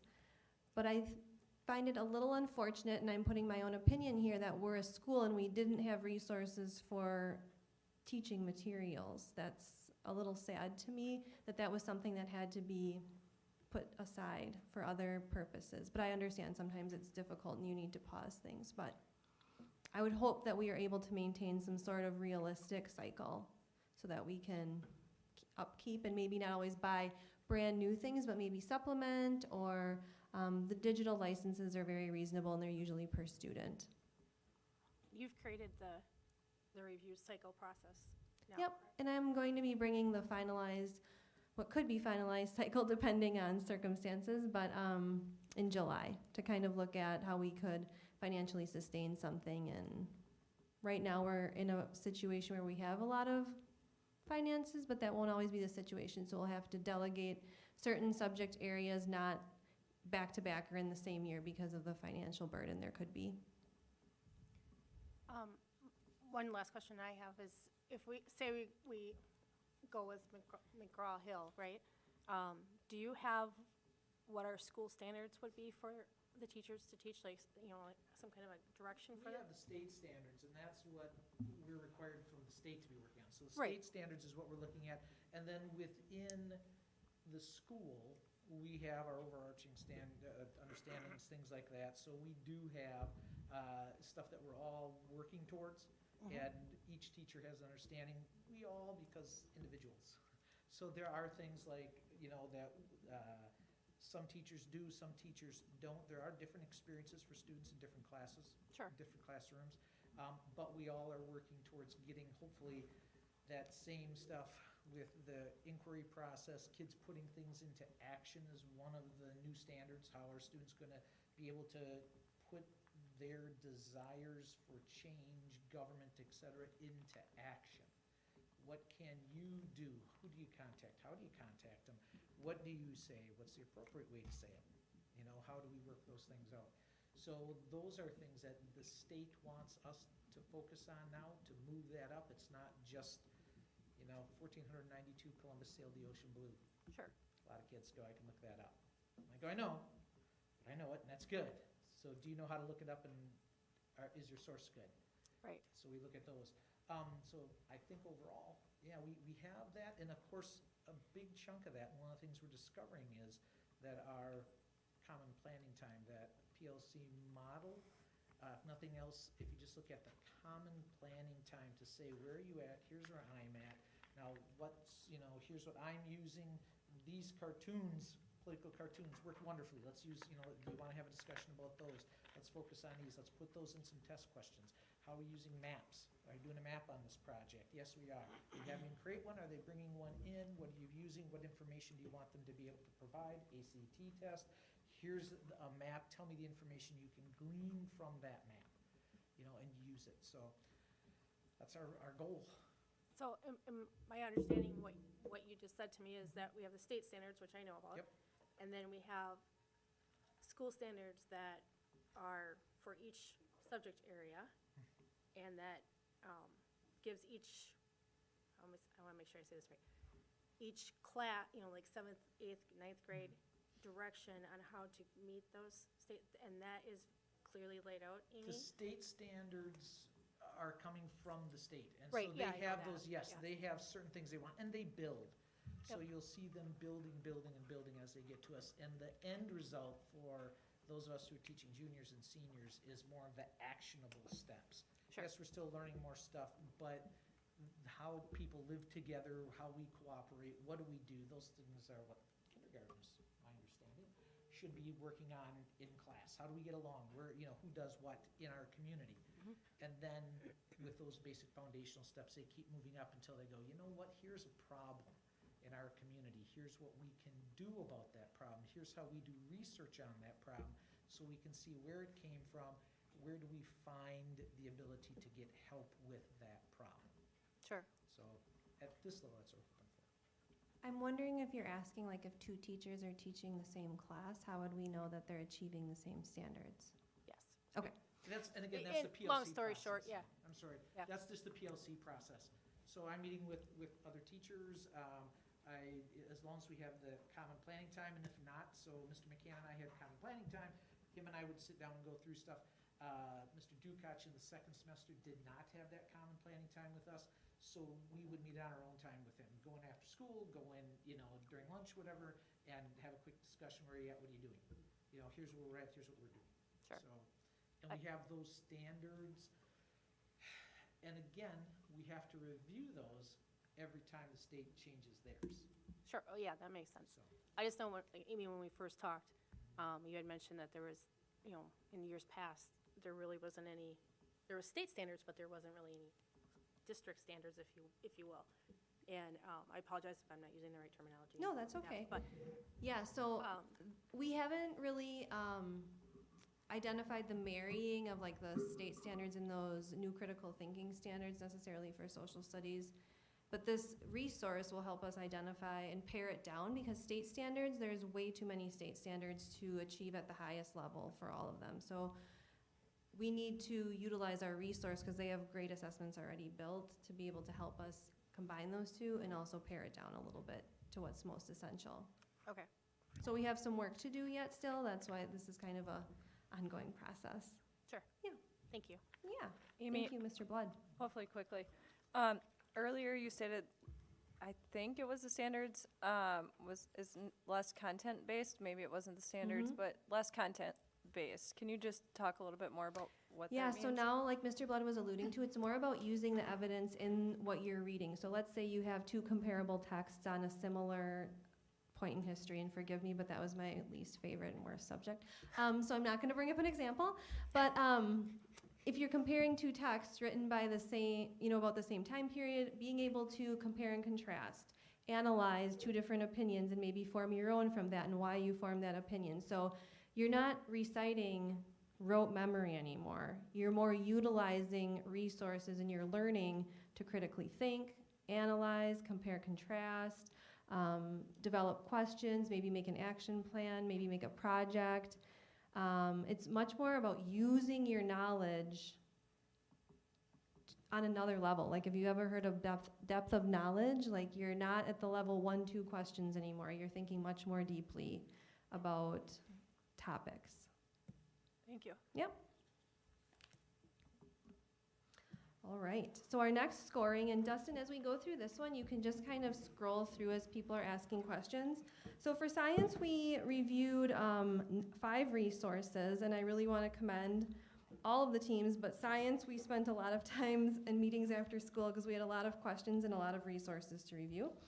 And we identified HMH and Amplify as the 2 resources we wanted to bring forward. So HMH would be for our secondary 9 through 12, and then Amplify would be for middle school, and 8th grade is included in the middle school, so it would be 6 through 8 series.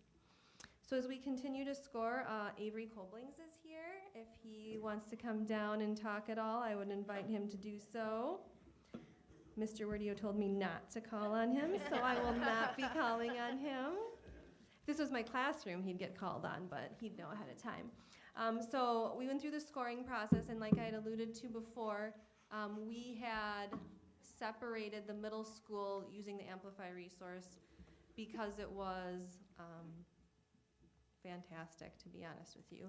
Not that HMH isn't, but there isn't an Amplify High School. There is an Amplify Elementary, which might be something in the future perhaps, that we would maybe bring forward if we thought that was the best. But Avery, do you want to speak to anything on the process or any of the scoring? Sure. There you are. Yeah, I came down. So yeah, overarchingly, it was pretty similar to what we were talking about from Mr. Blood. For the high school level science, we were really down between the SAVIS resources and HMH.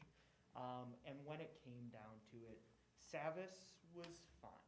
SAVIS had a lot of the information. It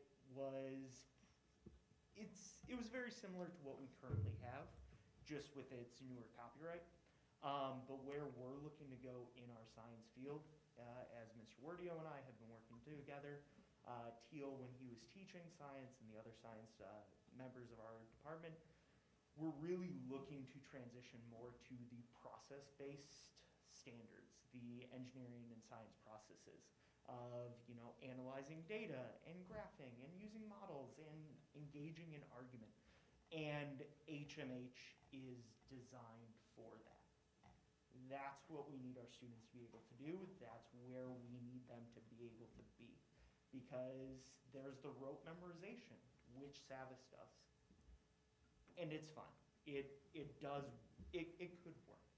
But HMH is designed around those processes, designed around our students being well engaged, part of the process. And it's just so much better in that aspect. Do you guys have any questions as well?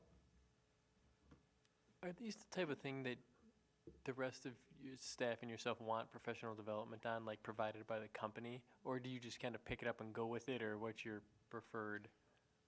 I would always prefer to be able to work with the company and how they see their resource being used. Granted, there is that level of being able to fit it in time-wise. But yeah, I'll gladly work with the company whenever is possible. Are we buying that, Amy, or is it? So I know some of the quotes are more detailed than the others, and this is how they share their proposals, but they do have PD opportunities, and then one that they recommend. And usually now with video meetings being so popular, it's like an on-site meeting virtually, and that they usually encourage you to start with that. So those prices have already been included in these quotes. Some of them outline it, some of them don't. You can always add on additional professional development, but part of that is not only training the teachers, but it's then how can you support them in not only my role, but a principal role, or if you're a coach or a peer or a mentor, how can you help the process so that it's happening in a successful way so that you're not feeling frustration. And I will say that the reps from any of these companies were amazing in answering questions right away in a very timely fashion and willing to jump on a call and help you out, even if it was just answering some questions without even knowing if you were going to select their resource or not. And I know that's a tactic to help you buy their resource, but very helpful. And they all have like online chats now. There's a lot of PD embedded in the digital tool now where you can chat with a professional right away. There's online tools and sometimes modules, so lots of resources. But you can buy like in-person things as well, but those are very expensive. Can you refresh my memory? Sure. Freshman, Hopefully. science, biology, chemistry, physics? Is that, what is the The path general like? progression is freshmen take physical science, biology is more of the sophomore year, and then once you hit the junior year, it's either a physics, chemistry, or elective science, so like kind of the environmental science. There is some that they can fill in at their senior year, anat and phys, forestry, wildlife, some of the ag sciences count, but that's the general progression. It can be accelerated slightly.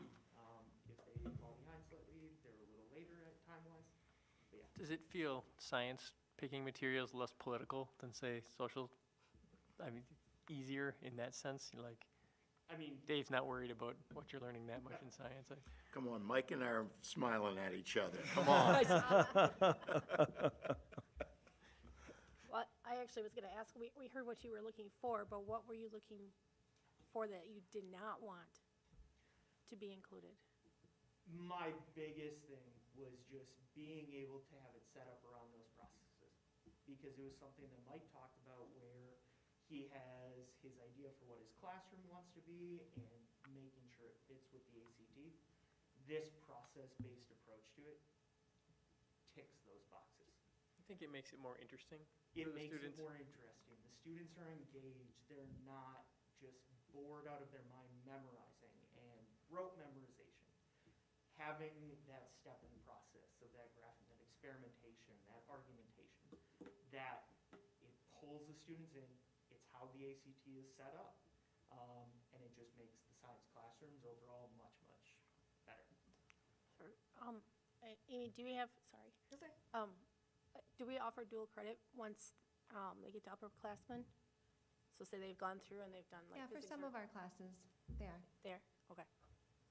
So you kind of already alluded to answering my question previously, but those falling behind, those moving ahead, do these resources allow for ability grouping and so we can help people progress faster if they're ready or slow down if we need to without inhibiting other learners?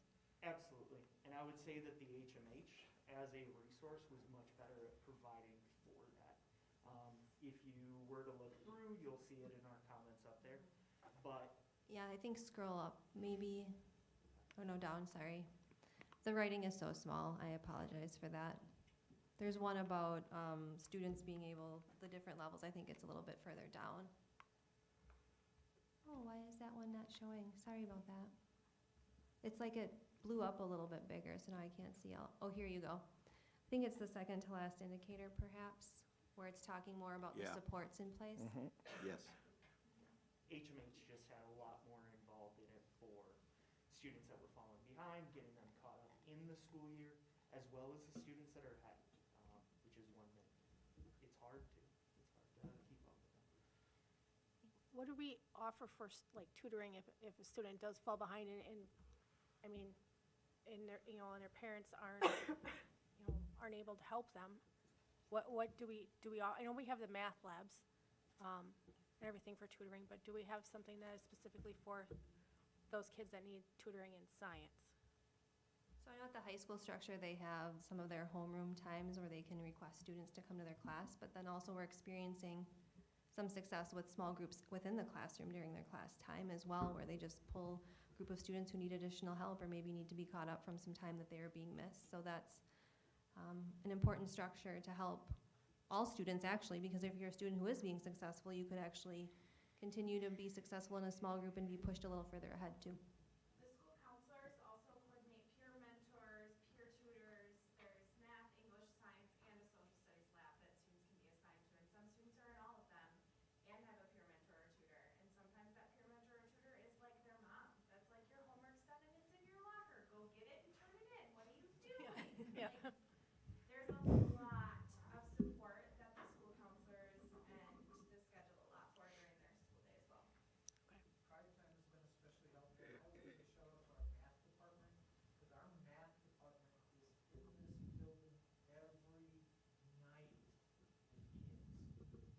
Like 5, 6, 8, 10 kids some nights, helping those kids after school, which means they're going home then and prepping for the next day, or they're staying even later prepping. So we have significant help for kids who can be here, but pride time during the day, after school, before school. So there's opportunities, like you said, the mentors can be very helpful for some of our kids, or tutors can be very helpful for some of the kids. So Sure. Thank you, Mike. I did not know that our math team was doing that, so. Yeah, kudos to everybody on the math team, but yeah, that's awesome. I do want to thank all the comments that are coming, but please remember, come to the mic because people at home are not being able to hear what's being said. Maybe, Dustin, we can get mics in this room all over the place. I don't know. Yikes. Get some choir mics. They work well. I don't want to get off topic, but Bree I want to comment on that. The counseling That was office awesome, yeah. does do an exceptional amount for helping connect students with areas that they need additional support and help with, and scheduling that. So you nailed it, and I wish you would have been on the mic for that because it's really important. Then they do a lot.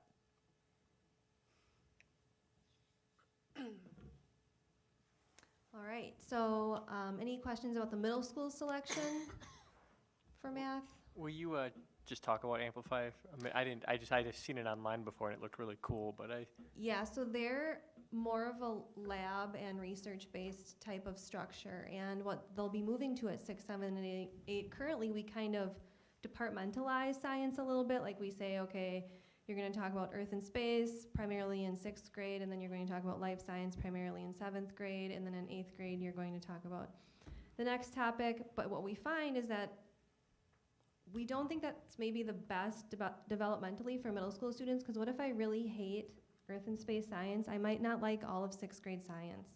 So it's going to set up as where they're going to experience multiple, like little dips into each of them, 3 units or so, and it's really about them being an active researcher in each of those contents. So the projects, they are forced to work with teammates, and they they do their little lab and their research. They have research binders, and then they come back and they do their individual analysis of the process, and they're solving and working around real world problems. So it could be about solar paneling for something and how that would impact finances and why they should or shouldn't do that. So it's really project-based. Mr. Weber, Paul did comment on wanting to be here, but he's at a softball game, so. But he would have gladly wrote up something or been here to speak if he didn't have other commitments.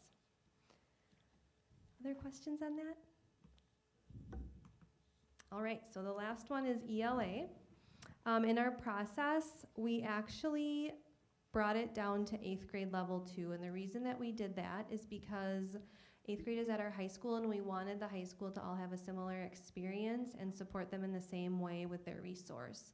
So it could be used at 12th grade, but we'll primarily be using it at 8 through 11, because at 12th grade we offer electives primarily for ELA, additional writing or different classes of that nature. So Teal is also here. I haven't highlighted him here yet, but he was a coach and part of that process in scoring. I also did get some feedback from one of our teachers of special education who reviewed the resource as well and had a lot of positives to say from my perspectives as far as visuals, the navigation, things being easy for students and mini lesson structure if they needed to follow up, a big online library with a variety of resources. There's pre-teach activities, review activities. It really has a focus for all learners. So we had this year 2 of our teachers actually participating in teaching the Engage New York series, and the reason we had that is because we had some new teachers come in and we didn't have something to offer them as a structure for a basis of class. So when I talk about, like, you know, sometimes we're building some of these things, we're building some of these things. So this was a free resource, and when we saw some of the other resources, such as StudySync and My Perspectives, the teachers who were currently using Engage New York said this really would be helpful to have a lot more of a complete resource with assessments that we could modify, these frameworks that we're able to access and modify. So then we didn't continue to score Engage New York, so you won't see a complete scoring for that because it was really between the 2 of My Perspectives and StudySync. Also with that, there's an opportunity for us to purchase novels through that structure of My Perspectives, and we're not. We're going to take it as we teach it and see which novels we think fit best, and then if we need to work through, we have a lot of resources here already with novels, so we aren't going with that. There's a revision assistant, which is a digital online tool we're not adding to that as well, because we feel like already what's in there for students to be able to annotate, modify, and use marking strategies will be sufficient for what we need to instill in our students. So, Teal, did you want to add anything for ELA?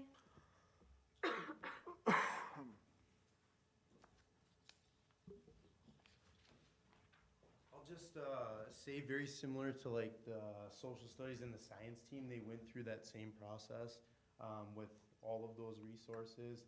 I know we didn't score all the way through with Engage New York, but with those other 2, we went through that same exact process, had those same things in mind, started with those core beliefs, and had the right experts around the table to choose that resource. So, I don't know if you guys have any questions around it. I'm certainly not an expert in the ELA area, but I could do my best to answer any questions on the process that we went through. Did the answer feel obvious between My Perspectives and StudySync, or was it, you know, were they real close, or? They were close. I think the biggest distinguisher between those 2 might have been usability and fitting in with the platforms that we have, like Canvas. And I think that was, My Perspectives was definitely better in that aspect, and that's what kind of won over. But both of them are very good resources, yes. When you get down to the last slide, and it's 2 for My Perspectives and 1 for StudySync, the first thing is syncs with Canvas. Yes, yeah. So you're right. Yeah, and it saves a lot of time and work on the aspect or the end of the teacher, so that's nice. Will you give me the same overview you did for science in English? There's AP 11 and AP 12, right? But what's the beginning? English 9 would be the regular English class that all 9th graders would go through and take. and then English 10 and English 11, and then we have electives based off of that. So there's like creative writing, those sorts of electives can be built in, I think, after 10th grade level. If I put you on the spot, what are the main novels they're reading these days? Still like Catcher in the Rye and Scarlet Letter and To Kill a Mockingbird? No, Harry Mice and Men. Night. Night. Can you speak a little bit about, like, I don't know, does somebody else have a question? Because I'm not sure how I want to word my question yet, so if you have a question, jump in. I was just gonna ask if when you were reviewing this, was there, certain things that you weren't looking for, like, charging content, stuff, stuff like that, was in there? I think very similar to kind of what Mike said about social studies, the teachers were certainly looking at that wording, and they've read so many different resources, and they're able to pick that stuff out so easily. I think both of those did a good job with the language that they used in the curriculum. They truly did. And I think a lot of it is presentation from the teachers, and presenting it in a way that students are really using their own inquiry and building their perspective based off of that for both of them. But both resources did a really good job in that aspect. Okay, thank you. So I'm curious about like foundational skill building, because especially with COVID, screen time, one area that seems commonly, an area that wasn't impacted is English, and there's a disconnect between like handwriting and now typing and everything in front of a screen. So how does my perspectives, or does my perspectives bring some of those foundational skills back or center on those foundational skills, like sentence structure, for example, or basic skill building like addressing an envelope, those kind of functional college and career readiness skills? And Teal, I don't know if that's directed at you, or it wasn't necessarily directed at you, just So I general. had some feedback from the teacher of students in special education who talked specifically, about grammar mini lessons that were available if they needed some of that skill building, those pre-teach activities for some of the text-based lessons specifically, and then also a lot of graphic organizers to help students if they needed the scaffolds, like anchor charts available to be up, or for a student to have printed to help them build some of those structures, like in a certain type of writing or response or an activity. So that teacher really felt as though it had a lot of building blocks to help teachers regardless of student level. And I will say also that if you access the online texts, in my perspectives, you're able to choose a reading level for some of them to take it down a level or two for students who might, but you're still getting the same content, but you're just reading it at a different reading level. Well, that's, you're all reading about avalanches, but it might be a 10th grade level, an 8th grade level, and then maybe even a 6th grade level if you needed that for different students too. Thank you. Do we still do book reports? That was asked to me, and I was like, good question, I don't know. So we didn't really call them book reports anymore, but we do book talks where a student might read a book and then talk on certain topics around the book with maybe a librarian, a library clerk, or their teacher, but that's happening a lot more intuitively or just naturally in the classroom now because there's more conferring and small group instruction, so students are continually talking about what they're reading and how they're analyzing what they're reading and the content of it. Okay, final question. So then what does it look like for writing or research papers, or I go back to foundational skill building, like cohesive paragraphs and citing sources, and those, I don't feel like I'm that old, but those traditional key points that many of us would be accustomed to, how does that tie in to my perspectives? I don't know specifically about different targeted writings per grade perhaps, but each of them have writing components within, whether it's response, and then the teachers always fill in with additional activities as they need to. This was focusing a lot on the reading, but there's always response writing. I would have to look a little bit more because I wasn't in the room when they scored for some of those things. Teal, do you recall some of those? Not so much in the scoring process, but I think the teachers make a big difference there in what they choose to do with the resource too. And I think, I could give you a couple examples, even with them going through Engage New York this year. They did have to do a research paper there. And what I thought was awesome was the way that the teachers incorporated, hey, we're going to be building our intro paragraph today.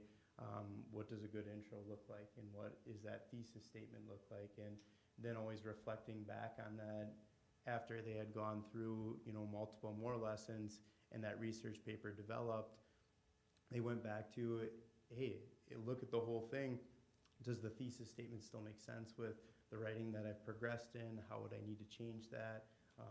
And did a really good job scaffolding all that in as they went through and taught. And I wouldn't expect anything less with either of those two resources with the stuff that is supplied.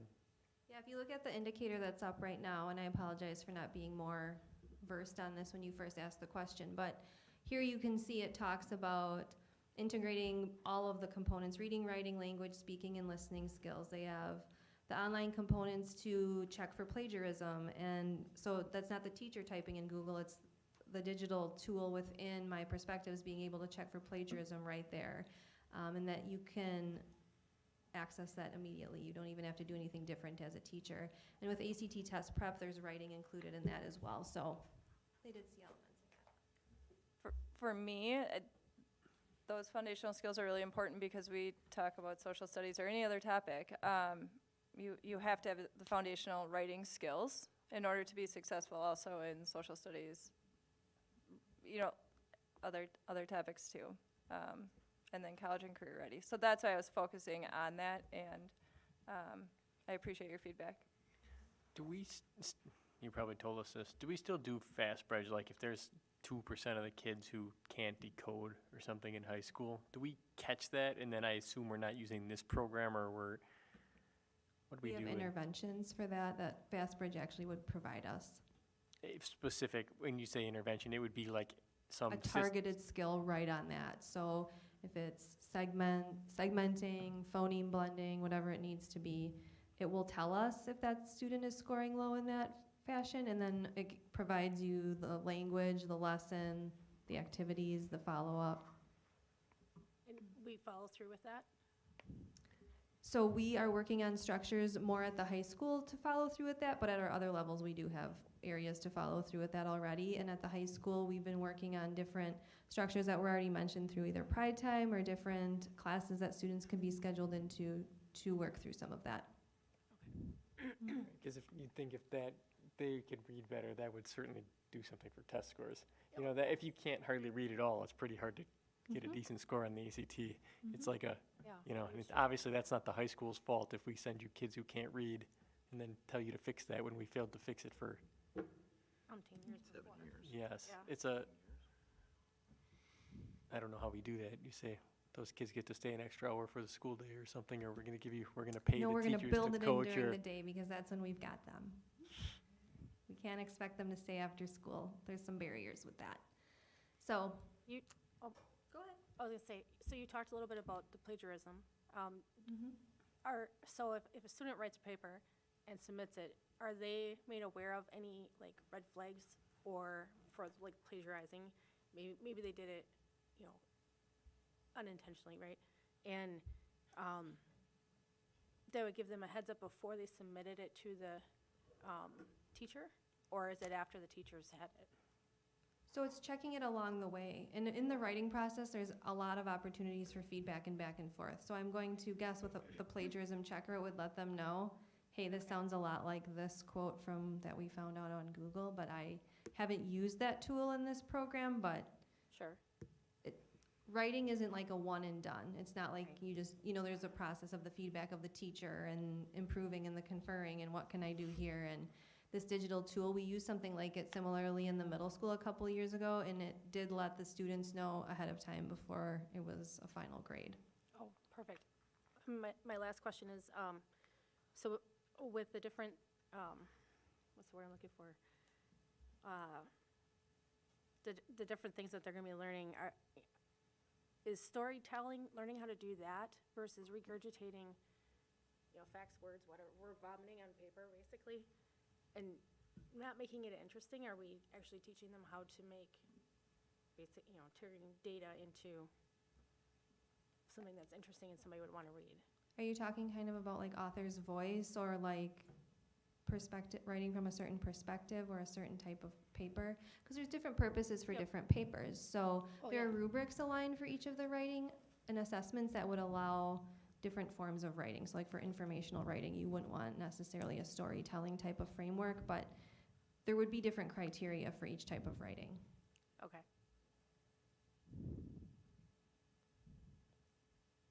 Okay, so I built in some minutes to look at the physical resources if you wanted to, but I know we're a little behind where I thought we might be with our timeline tonight.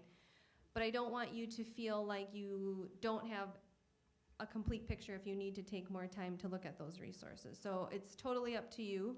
If you want to look through that, I did print off some of our rubrics too if we had time for you to look through and do some of your own scoring. But I also understand people's time is precious, so that is a decision that you can make if you would like additional time to look at. I wrangled up with Teal's help and Mr. Blood's help, all of the resources that I could that we had looked through in the summertime when everyone's room is locked and maybe they took some materials home to review, so you never know what you're gonna find. So you can make that decision, and if you have any other questions, I'd be happy to answer them. I guess one thing I was curious about was more information on the 7 mindsets. We're Yep, going that's there in coming up just a next. moment. Oh, okay, sorry. Yep, Sorry. no worries. Thanks, Amy. All right. Amy, thank you so much for all of your hard work, and thank you to all the team for being here tonight and presenting. So good job to all of you. Hats off to you. Great presentation. And in light of what we just heard from Dean Dietrich about texting between board members, I did write a note and showed it to Julie. I didn't text because my phone is always on the floor behind me, but I did write a note and give it to Julie, and I said, "This is awesome." So thank you so much. It's really good. Thank you, Uh, and the team. So you don't want time to look at, you want to? Oh, sure. Do you want to look, or do we feel sales pitch? I'm good. You're good? I went before the meeting. So you have the other one? That was persuaded. Yeah, I did. Yes, we've got it. If I leave, it's because I'm an old guy. If they want to see that, I'll ask you. Oh, that isn't what it was. I'm just gonna take care of this. Oh, yeah, it is. Okay, go ahead. That's a, yeah, that's a, are you It's saying? summertime meetings. They're longer. Yeah. Three-page this. Is that the comments? I know. I told my wife I'd be home at 7:30, so clearly I was optimistic.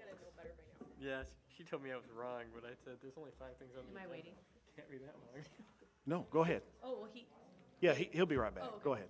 So, we have a brief, presentation regarding the 7 Mindsets curriculum, kind of why it came about and why we would like to change. You can go ahead and move the slide. So how did we get here? As part of the mental health grant, we were looking at alignment of our universal social emotional learning curriculum. We looked at the use of second step, which is what we've currently been using at 4K through 7 since 1819. That was the first time that the district had any type of curriculum that was designed not by counselors at the time. And so we've been using that. 2 years ago, the high school bought 7 Mindsets. That was the first social emotional curriculum that they had purchased as well. So we've been doing 2 different ones in the district the last couple years.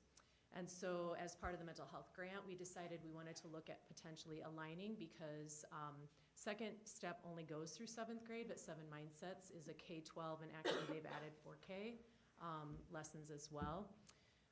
Both curricula, seven mindsets and second step are approved by DPI and CASEL, which is basically the national center of all things social emotional learning. And so I did attach the competencies that DPI has approved. If you want to look at them or if you have looked at them, I don't need to pull them up unless you want me to. Curiosity question, does it have to be an approved curriculum through DPI to use? Well, yeah, for the grant, we had to use what's called evidence-based. Sure. But I suppose if we didn't have the grant, you could potentially, but I don't know why you wouldn't, because all of these mean that they're aligned to the competencies that were approved through DPI. I did a lot of digging on DPI just a couple of months ago, and it was very unclear, and nothing seemed concrete in terms of if the curriculum for SEL had to be approved by DPI to utilize it. So you just mentioned it, and that's why I thought to ask. Yeah, we always want to use evidence-based practices, and so we're going to go with research-based, which I have relied on. One of the areas is CASEL, and DPI has used most of their information from CASEL. We actually have a crosswalk if you want to look. Also, that's in that email. Do you want to just open it? Yeah. So this isn't in the attachment, but I wanted to just show you. So these are all the competencies, what CASEL has, the Department of Public Instruction, and then 7 mindsets, and how they're aligned in every one of the competencies for social emotional learning. So this is just, I can send that if you would like, or whatever. I just found it because it is aligned. They also have them for other ones that, like second step is aligned too, but it was just as an addition, just to see the alignment. You can go back, Dustin. And so just as an overall pre-K through adult competencies, in that social emotional competencies that I sent you that is attached, I just focused on 18 through 25. That's the pages that have the actual competencies. And just the overarching are emotional development, self-concept, and social competence. And so they have them broken down in all of those areas that you have access to. Now I will let Bree take over. Heidi, is that linked in where it says competencies? Yeah, the competencies are the actual DPI. Okay, it's not throwing me over to anything. I just clicked on it in the presentation. Is anybody else getting it? Not on the first time, but the second time, yeah, maybe it's double click. Did you get it? No, we'll talk later. Go ahead. Okay, so as a team, we really, I asked anybody who wanted to be a part of the curriculum review process to join our team, and then we met monthly. We actually met more than that, but monthly for sure. And we utilized, like Heidi was just talking about, a CASEL curriculum assessment tool, and I just put that into a Google form because it was a piece of paper, and Google Forms are nice. And I sent that out to all of our elementary staff and said, how do you like second step? Do you feel like it's meeting your needs? Do you feel like it's teaching the social emotional learning competencies that you need in your classroom? I really didn't get a response to that at all. So then I extended it to the middle school. And then we also gave a 7 mindsets survey to our high school staff, since they've been doing 7 mindsets for a couple of years, just to get their feedback about the 7 mindsets curriculum as well. And you can move on, Dustin. So really, through this process, our choices that we were going with were to either stick with second step or to go with 7 mindsets and align ourselves district-wide. We didn't look at 15 different options, because really what we had was meeting the needs of some of our students. And so if we weren't going to align ourselves district-wide, we wanted to just keep it status quo and improve on what we were currently doing. So on your screen now, you'll see these are the 7 mindsets. So these are like the 7 broad umbrella areas that 7 mindsets works toward. And you can see, even under everything is possible, these are 4 different topics for the month. And so there's act and adjust. Make a difference, stretch yourself. So it's really kind of focusing on those areas with activities, community building activities, parent engagement activities, school-wide activities. There's lots of stuff that goes into all of these activities. But there's 4 different topics underneath that broad umbrella for each mindset. So I just wanted to kind of explain that to you a little bit. On like the next 6 or 7 slides, you will see, this is when we didn't get a response from our curriculum assessment tools, we were like, all right, we need to pivot, right? That's kind of the story of my life right now. I just was saying I'm teaching summer school, pivoting left and right here. We're like making it work every day. So that's what we did for our curriculum review team as well, is we're like, we need to pivot, let's do a pilot. And so we asked any staff that wanted to join this pilot program. You're currently doing second step in your classes with your students. Would you be willing or interested in trying 7 mindsets? How long, is this like something you do every day or 5 minutes every other day, or what's the No, time? most of their lessons are once a week. So they do like morning meetings every day, which is, it's not a like explicit content, but it's kind of that grouping activity every day. But the structured social emotional learning curriculum is like once a week. So, and that time is already built into all of their schedules. That's not something that we're adding more time of or taking more time away from academics. That's already in place. So what we did is we had people pilot, but there were quite a few people that piloted, and you'll see on these slides that there's a lot of people that did pilot, and this is their honest feedback. I literally took it from the email that they sent me and put it into this presentation, because this is the presentation I gave for our administrators during one of their admin council meetings. One of the comments that you'll see is from Trisha Willie, who was a 2nd grade teacher at North Elementary. She couldn't be here, so she actually sent me a voice recording. She also typed up the letter that I sent to you, and I'm gonna play part of that letter for you in this voice recording, if I can get this mic off. Kids how to walk in the hallway or how to write a sentence. We don't encourage you to do the same. If we want to see change, the 7 Mindsets curriculum is a much better fit for our district than Second Step. I taught Second Step throughout the first 3 quarters of the year. Second Step is very conversation-based.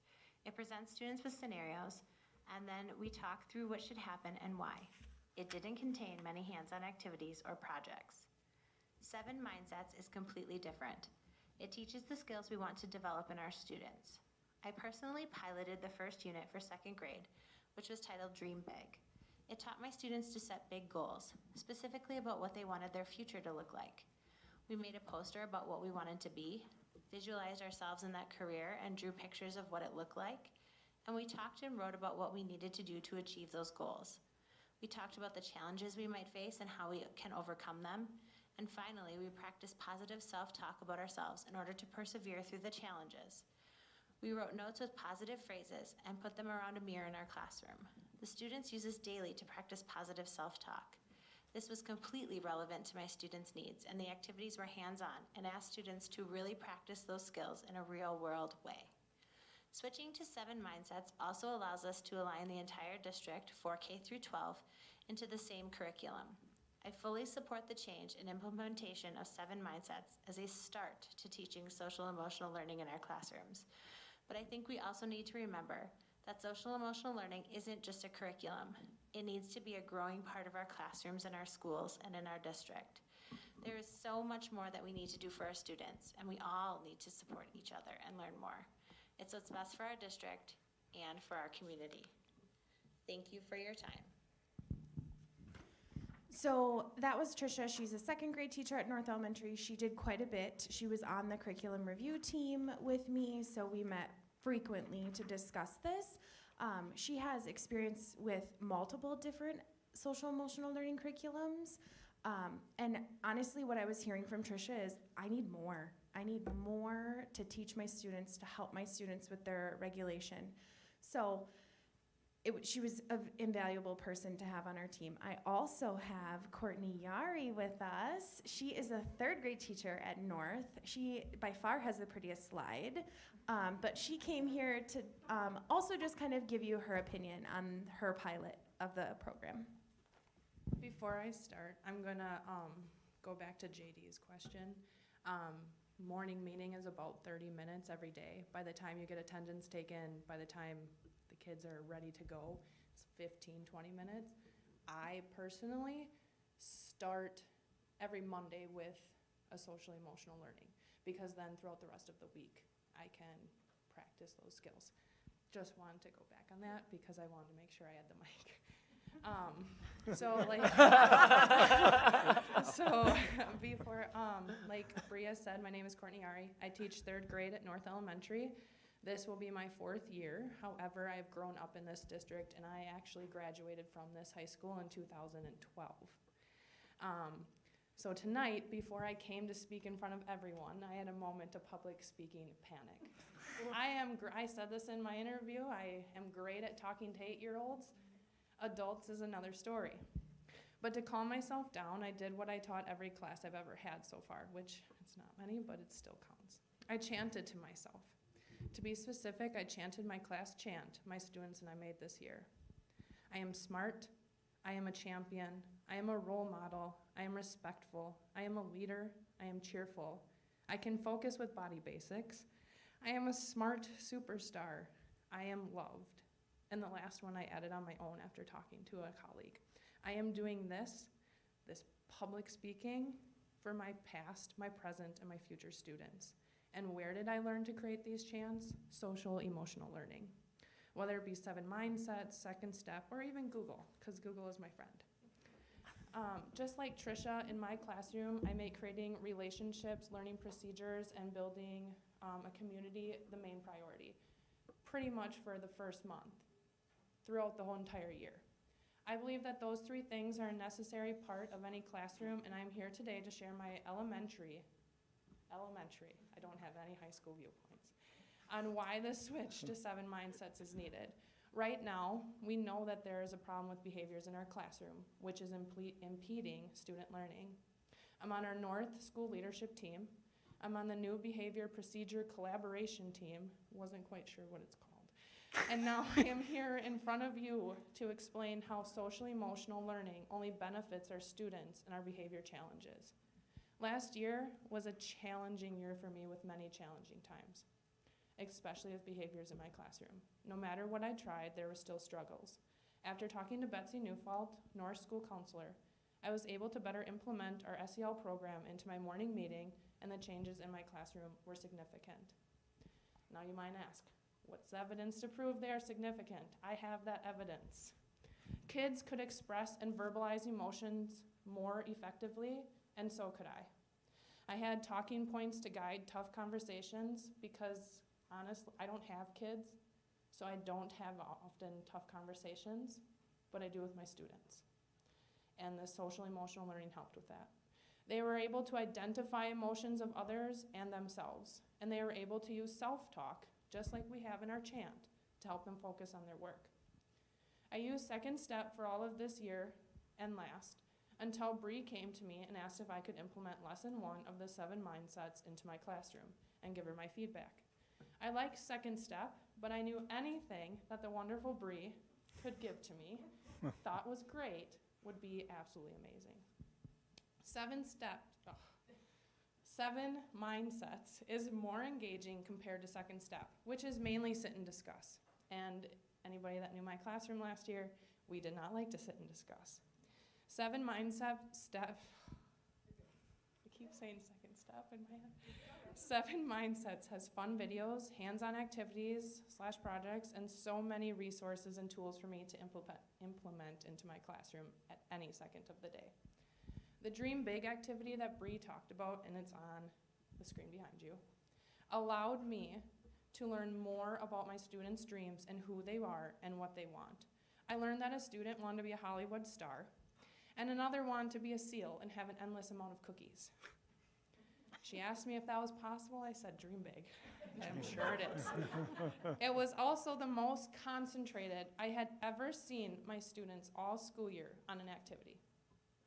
And that concentration went on into the rest of the day. My students were ready to learn after that.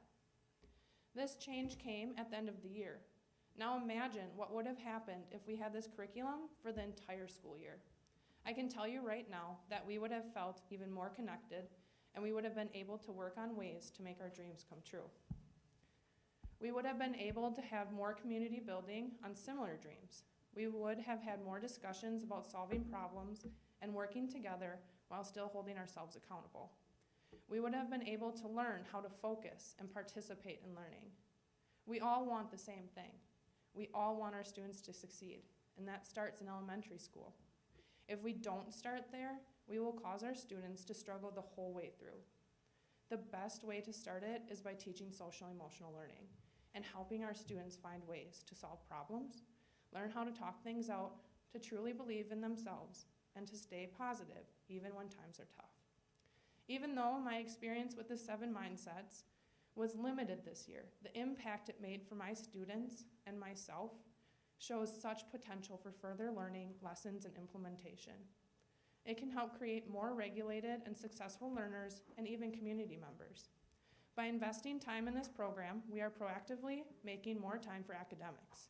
We are allowing students to discover ways to solve problems and believe in themselves, which creates more time for learning. We have a lot of work ahead of us, and it is work we should be honored to do for our kids, our families, and our communities. Any questions?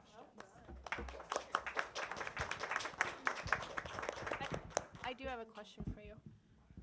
1 second. I don't know how to get that in, I'm so sorry. Yes. First question, can you walk me through like what a morning meeting would look like? If you watch the video, what does it cover?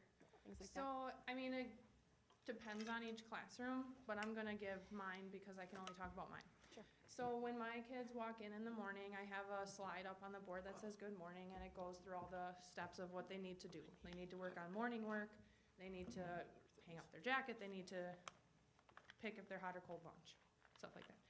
When the bell rings and we have that attendance taken, and it takes forever for our little friends, we go to the carpet and we meet. It's like a family community building thing. So for example, some may sit in a circle, some may just sit at the carpet. I just had my kids sit at the carpet because it was different every day. And then I would also have slides up there. It would say, what is something you want to share? How are we feeling? This is the schedule of the day. It's just a soft start to the classroom day. Okay. On Mondays, I did the social emotional learning after talking to Betsy. I was doing it on Fridays, and she's like, well, you should do it on Mondays so you can discuss throughout the week. And that's what I did. Okay, so I've seen quite a few comments, and maybe Heidi, you can address this too. Like what is covered in the videos? Like what, I guess, can you give me an example of something? So for the 7 mindsets, the first lesson, it was just like a fun interactive video, like a brain warmer. I mean, I only did 1 lesson of it, and the kids were just really engaged. I mean, you can't just jump right into it. Sure. So like that video is warming them up. I think I might be mixing up with Go Noodle. But there was one with a football player who was like just pumping up the brain, like doing a little exercise. Okay. It really depends on the lesson. So it's kind of like self-talk type things, like how to Live videos, I know 7 mindsets is more live videos, and that's what the teachers liked versus. Yeah, so this year we actually had Shawano School District come in to observe our high school implementing 7 mindsets lessons.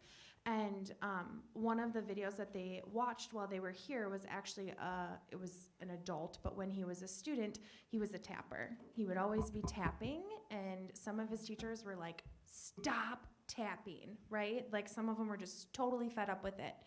One of his teachers gave him drumsticks, and now he's a professional drummer. And he's like, I just needed that one teacher to believe in me and to see what I couldn't see in myself. And like, every single adult in the room was like, oh my gosh, are all these videos like this? Because they were all crying, because they're like, this is so moving and so powerful, because these students need to know that there are these adults here that believe in them and can see what they can't see. And so that's just another example. Another example is The Rock, who's like, I was a total jerk to my football coach in high school, and then he believed in me, and I'm apologetic to this day that I was such a jerk to him in the staff lounge, when really he saw what I didn't see in myself. So, but they're real people, real videos. Okay. In the curriculum. Okay. Yeah, thank you for explaining that. Mhm. I guess one other question I have is, so you talked about how, this teaches the kids how to identify emotions and stuff like that, but how does this help the students learn how to deal with, like, stress and being emotional in general, especially middle school? And, like, how to handle bullies, things like that, in a good way. So I'm going to address the bullying. So the bullying, our school counselors are still going to go into every single classroom and do a very specific bullying lesson with the students on how to address a bully, how to not be a bystander, be an upstander, because that's required by the state. That we need to do a child protection lesson and a bullying lesson for every student for K through 8th grade, every school year. There are, like, each homeroom at the high school is structured differently. Some have bigs, some have littles, some have open discussions, some have journals, and it's really kind of what works for their crew, right? Like Mike Flood has bigs and littles, and his bigs help lead the discussion with the littles, and there's prompting questions for them, like, okay, so how would you address this? How would you handle this adversity or this situation? And it's really just a matter of how they tackle each one of the lessons and each one of the questions, but it like walks you through it. There's activities that these teachers can do for each one of the lessons that have these students really go through real life situations, real life scenarios, and how they would handle it. Okay. When you say bigs and littles, are you referring to grade level? Essentially, yes. So like the older students are kind of the bigs, and they're really kind of guiding the younger students in that homeroom, because we have the same homeroom every year. So then those students they're familiar with it. They know this is what we're doing, and I'm now a leader in this classroom setting. How is that applied in like the elementary schools with teaching the kids how to handle their emotions and? I feel like I can speak of this because I am an emotional human. You're doing great, by the way. No, you are. Yeah. So well. Yes. Can you repeat your question? How are students in elementary learning how to deal with their emotions? So mainly it's through, thank you. The SEL lessons teach you different ways. So like there's self-talk and there's like the 100% accountability. But for example, a lot of it's through the teachers as well. But like I learn from this stuff.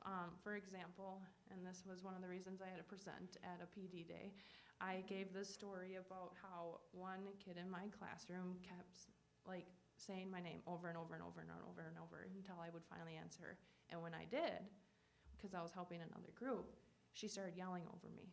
And I said, okay, I'm not calm right now, so I need you to just take a step back. I need you to go be calm so I can be calm. It's more of like a give and take type of thing. Like I'm learning ways how to regulate my emotions so I can teach them also how to regulate the emotion. It's talking with the kids. But in order to talk to the kids, you need that social emotional learning, because I can't just say whatever I want. You need to show them the why. Why am I feeling this way? You need to help them understand that it's okay to feel that way.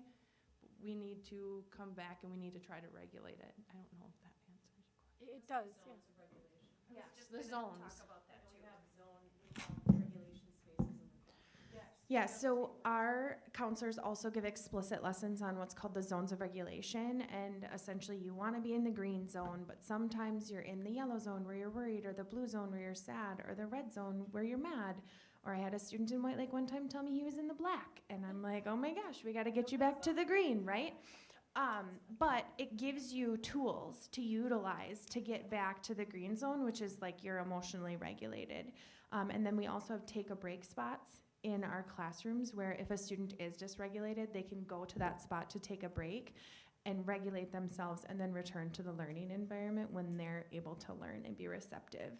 And that zones of regulation is an elementary thing right now, but I've already been in conversations with Heather McCann about how we really want to explicitly extend that through middle school as well, because they have the foundation. We just need to extend it through the middle school as well. And all of that, like take a break spot just being able to regulate is, we wouldn't be able to do it if we didn't have the social emotional learning. When I was in school, and like Jill said before, I don't feel like it was that long ago, but it's completely different now. Like, you have those take a break spots, or I know at North we have the Blue Room, where we have 2 people who can help you try to figure out what's going on, or we have the sensory path.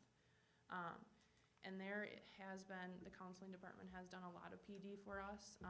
Every year we have like a little, I don't know if it's every year, but I know we did it twice so far. A little PD on take a break spot. So like mine, I have it in a little corner way back, so they can just take a break and calm down. Or maybe I tell a kid, I think you need to take a walk. I send a note with them. It literally just says hi on it. And I'm like, here, give it to the secretary. The kid has no idea it says hi, but they just think they're helping and they're just taking a break. Sure.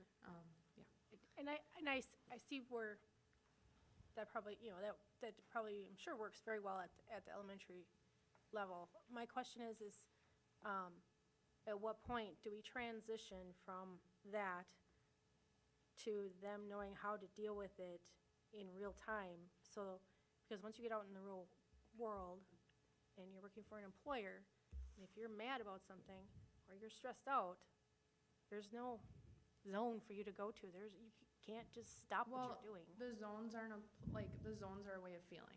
So being able to understand your feelings is more of what the zones of regulation are. So let's say I become upset over something, or I'm nervous, so I'm in like the yellow zone.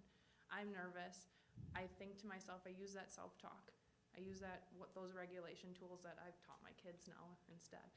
And I think to myself, okay, it's gonna be okay. Or I do that chant and I do those affirmations and I take a deep breath. Like, we teach a lot of breathing. We teach how to walk away from a situation or to speak your truth and just be like, I'm not really feeling comfortable with this situation right now. Can I please take a second to think about this and I will come back to you. So it's not, we're just sending them out. It's more of we're trying to help them understand their feelings. So like when I said to my kid, I'm not feeling calm, that was at a point where they really couldn't read me yet. And then as the year progressed, I could hear them say, you guys need to stop, Miss Yari's getting a little upset. So like teaching those, how to regulate those feelings, that's where it's gonna, as they progress on, they're gonna be able to realize, okay, this person that I'm talking to, my boss, he or she, they're not happy with me, and how can I fix this? How can we talk this through? So essentially, you're trying to teach coping skills so that you can identify your feelings and then build upon that. So as they get older, they can internally know, I'm starting to feel this way. These are my coping skills that work for me. And then they implement that independently because you built that foundation at a young age. Mm-hmm. And then the goal, I would hypothesize, is to reduce the overall behaviors as they get older. And then they have those self-regulation tools inherently available to them, so that college and career ready. If you look at the social emotional Microphone.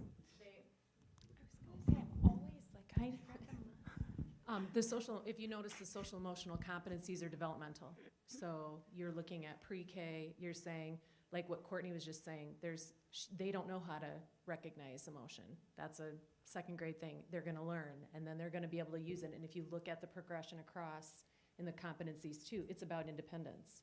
It's about learning how to be in groups, you know what I'm saying? So as you get older and developmental, there's expectations that you would have as a senior that you might not have as a 7th grader, that you might not have as a 2nd grader. So, I mean, that's the whole purpose of it, is that we are preparing them. And ACP, actually, our college and career ready pathways, this is all rolled in. There's a crosswalk with the social emotional competencies, because that's exactly what you need to be able to do to be employed and to live your dream. I mean, all of this is tied together, whether it's the curriculum or the ability to regulate and then be employable as well. We also, we also work on the size of the problem. So I'm just thinking back to what you were saying, like with a boss. So, I mean, I'm only in the elementary mindset. So Betsy was telling me the story. She was talking to one of my students, and that we're working on the size of the problem. And they're like, okay, I'm gonna give you a situation. Is this a big problem, or is the size of the problem big or small? And it was, someone stole my pencil. The kid's like, well, that's a big problem. And then she said, okay, what about your grandma's in the hospital? That's a small problem. So we're working on that too, because then once we were able to discuss it, no, like, it may seem like a big problem right now, but that pencil compared to grandma, there's a big shift. So I think that was like a kindergartner though. So like by the time we get up to 3rd grade, we're able to just say, okay, is this a big problem or a small problem? They take a breath and like, it's a small problem. So that would also be able to, like, they are able to think, this is a small problem. This is not something that should be of my concern right now. Sure. Thank you. When I read these 7 mindsets in the little bullet points that are underneath them, a lot of them, they look good to me. It's a lot of positive psychology. Do you see things out of Martin Seligman's books or Tal Ben-Shahar? You see just in like Harvard and Yale, those are the most popular classes they offer. How can people optimize their happiness? You know, right out of the Declaration of Independence, these are things like the pursuit of happiness. How are you helping people do that? And so, you know, I see your point. As to a certain extent, people have to be tough because the world is hard. And I would say that a lot of these would help you do that. Hopefully, exactly like the examples they've been giving. You know, they're learning those internal. You know, because I would say there's plenty of people who are adults who don't handle their emotions well. I mean, it's just like this was partly why all the world seems like high school, you know, all the time. It's like but I would just have 2 picking on this. Like, there's nothing that says, you know, there is focus on your strength, but there's no improve your weaknesses. You know, and I know that's a big philosophical debate. Should you try to improve your strengths or improve your weaknesses and what makes you a better person?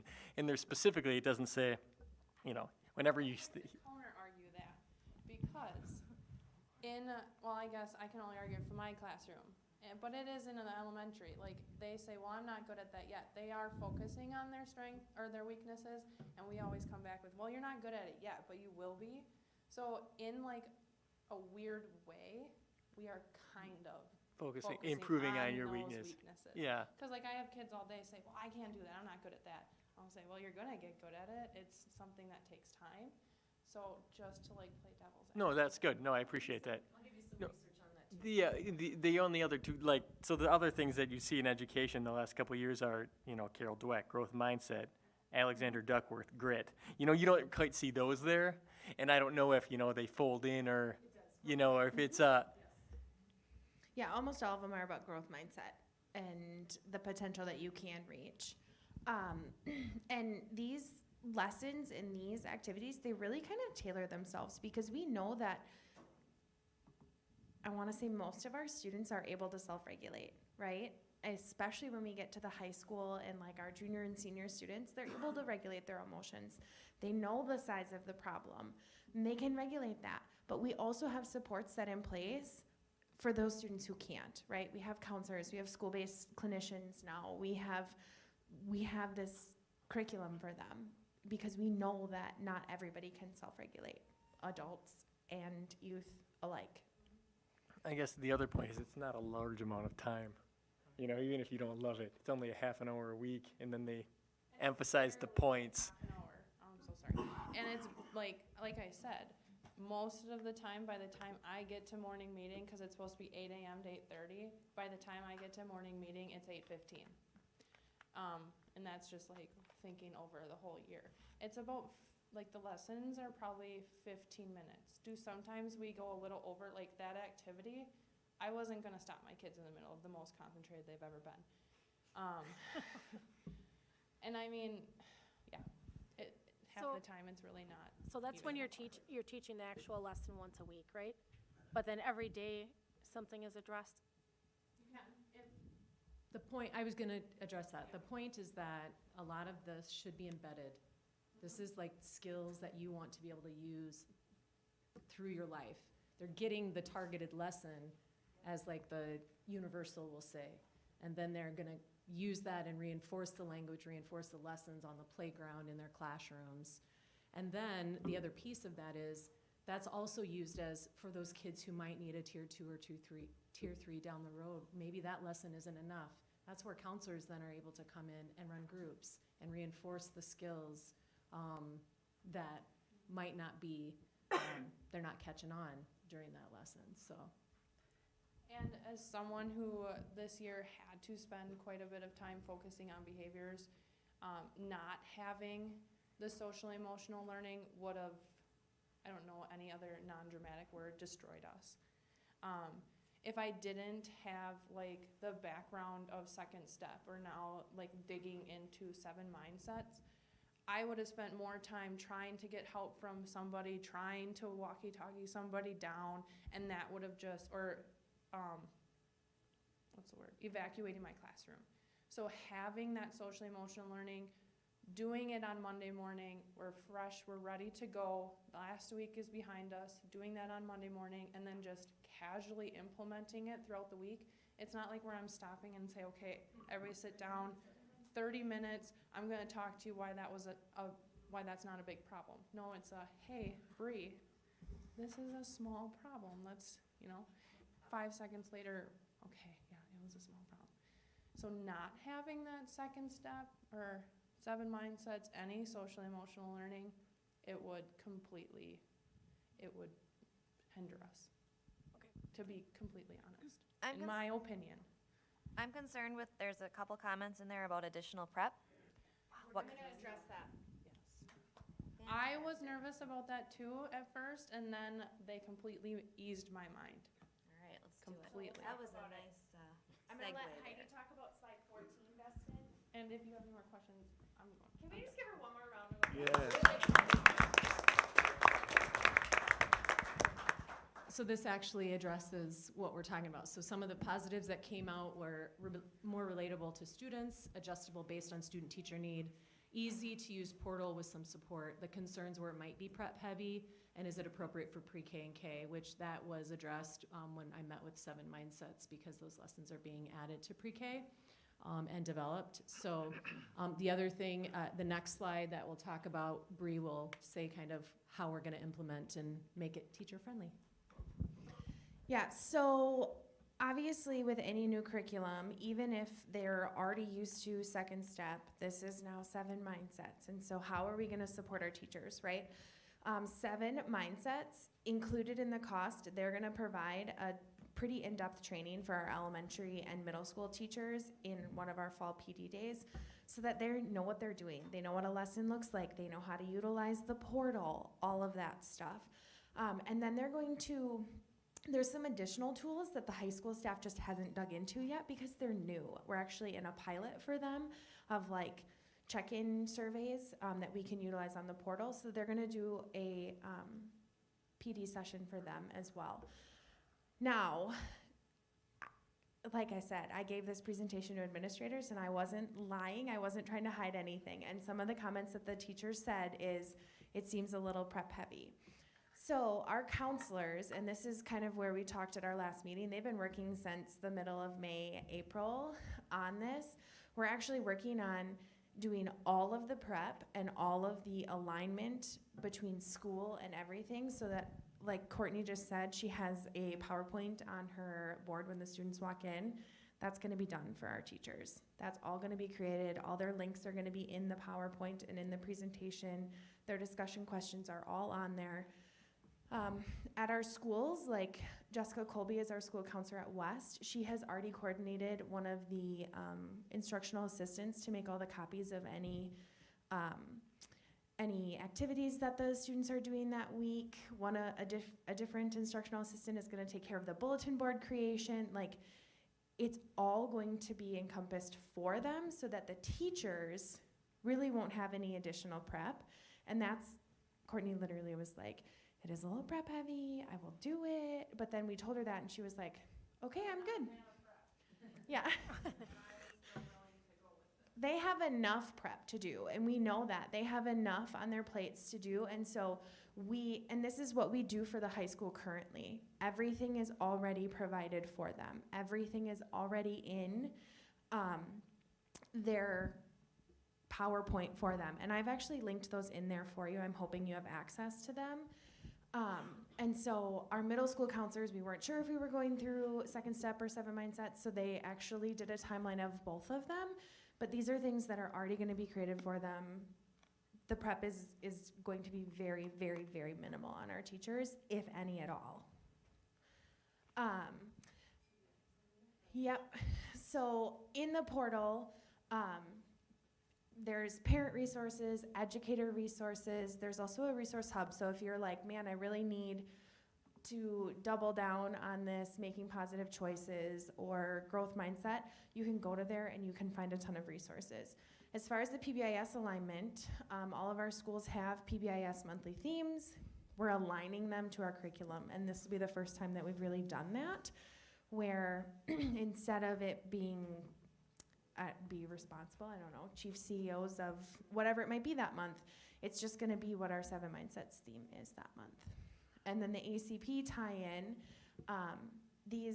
Bill Yeager was a super champion. I would have never gotten him here in a million years because he was even more nervous than Courtney, I think. He was like, we talked about different jobs that they could have, and people are like, really? I could do that as a job? And his kids were so excited to learn about that, and that happened through the use of the 7 Mindsets curriculum. And the other piece, besides the kickoff, they're going to be supporting us through the year. That's part of the cost of the first year too. So they'll be meeting with teams of whether it's Bree and the counselors to check in, to see what we need, their team, just like they do at the high school, to make sure that it's smooth and easy. And the high school staff, Anita, the counselors that have used it, Jessica is working, it's not just Jessica, it's working through with all the levels to make sure that we're in alignment. Is this a 1 year? So then you'd be coming back in a year? Then it'll be 21, 28. This year it's 41 because of the PD. It's a $10,000 per school, and so East, West, North, middle school are each 10,000. After this year, if we want to do, it's the 7,000 per, or if we do a 3-year, it'll be cheaper. But we only did the 1 year. So we're anticipating a recurring expense? Yes. And payable through ESSER mental health grant and Title IV funds. Can you break down the amount per payer source?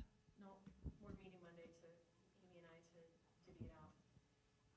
Because we have the funds in all of those. I'm just not sure which, if we're gonna pay high school out of the 25,000 we have out of ESSER budgeted. We have Title IV that we pay for we pay for the high school 7 Mindsets in the past, and then the mental health grant. Because we are adding more of this curriculum, we just have to adjust it. So until Monday, I won't know where the breakdown is, but it's grant funded. So. Can you do price comparison to what you're currently using? It's more than second step. Bree, you want to hand her the mic, please? I don't have the second step pricing, but it's more because we didn't get any support from second step. That was just curriculum. Did you say this is grant funded? Is that what you're saying? Yeah. ESSER, mental health grant, and Title IV, depending. I'm thinking it's only going to be ESSER and ESSER and mental health grant. But we've used Title IV in the past for curriculum purchases for SEL or anything social, emotional, or mental health. Yeah, that's really my only concern is the recurring cost, not specific to this year, just when I think budget-wise. So it's an unfair discussion point within SEL, but it's the only one that has a 1-year contract that will have a quick turnaround for another expense recurring. So that's my bigger concern. Does the recurring cost just come from accessing the portal? Because Yes. you've already done the slides and you've Yes. done the...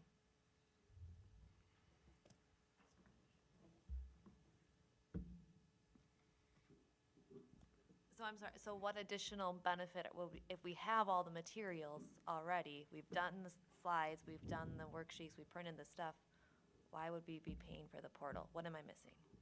It's not just printed material. Some of it's printed. The lessons, all of what they're accessing is online. They're accessing online lessons. So She's we'd just be saying missing- some of the materials might be printed, but So we're missing out on the videos because the lesson itself, I mean, the grit, what we're trying to teach, will have. no, I would argue that the information on the portal is what, the accessing the information, the videos that are supporting the learning. It's not meant to be a worksheet-based program. Yeah, it's more than just the prompting questions that are with it's more than just the prompting questions that are with the curriculum. It's the videos, it's the resources, it's everything that we can access in that online portal. I mean, that online portal is it can walk you right through the lesson as well. Like on our PowerPoint, it's gonna have a link to the portal that walks you through, it gives you those additional resources. It pauses in the middle of videos for prompting questions. And without those, a lot of the prompting questions really lie flat. So Heidi, next year when you bring this back to us for a renewal, right? Maybe something that we could see is like the number of behavioral issues that has gone down, gone up, stayed the same, what type of issue, some kind of metric to measure this by? That's something that you could. Maybe it could be by classroom, beginning of the year, Yeah. end of the year, when your goal would be to accumulate the skill building. I don't know. Right, yeah. Yeah, know, we're how- not gonna be using referrals, at this point at the elementary level because, they're still working on, and that's really not it would have to be by classroom, and that's the kind of data that we would collect and that we would, assess through the implementation of the curriculum. Because referrals are not necessarily consistently, Right. that's not a consistent metric that anybody really uses, to determine. What's defiant to you is Yep. different than what's defiant to you, and so on. And I'm they just throwing will out a align, they will thought. do their best to Yep. align. Yeah, I was just throwing out a thought. I'm guessing but- what you're getting at, Angie, is you'd wanna, you're prepping, you're asking Heidi, if you're gonna bring it back in a year, can you also come up with some data points to Which show we that? have, we will, yep. So, Yeah. it's. And per classroom would be great. I mean, that'd be, to be able to break it down like that, I think. One thing I just want to say quick is, I think it's great that there's a parents portion on the, in the portal like you mentioned, because kids thrive in stability. And if we can help, let's all face it, we didn't get instructions when we had kids. And so people are just figuring it out as they go. And if somebody's like me, where I didn't have, mom and dad growing up, I had no clue what I was doing with anything. And then, I had my first baby at 17. I learned how to change the diaper in the hospital the day I went home with him. I mean, there's more people like, like me out there. And so they don't know what to do with their kids once they start acting out and stuff like that. And so if we can give them some kind of ability to bring stability into their home, I think that would be a great thing. Maybe this is something that the Donovan Group could help with their community outreach with the parents, especially at the elementary level. I think that maybe would ward off a lot of issues as the kids get older. Well, I think one last thing that you all were aware of, we did the Vibrant School Survey, and we had really good response rates from students, families, and our teachers. And Anita actually did a crosswalk with 7 Mindsets and Vibrant Schools to see where they aligned, because all of this work we want to align.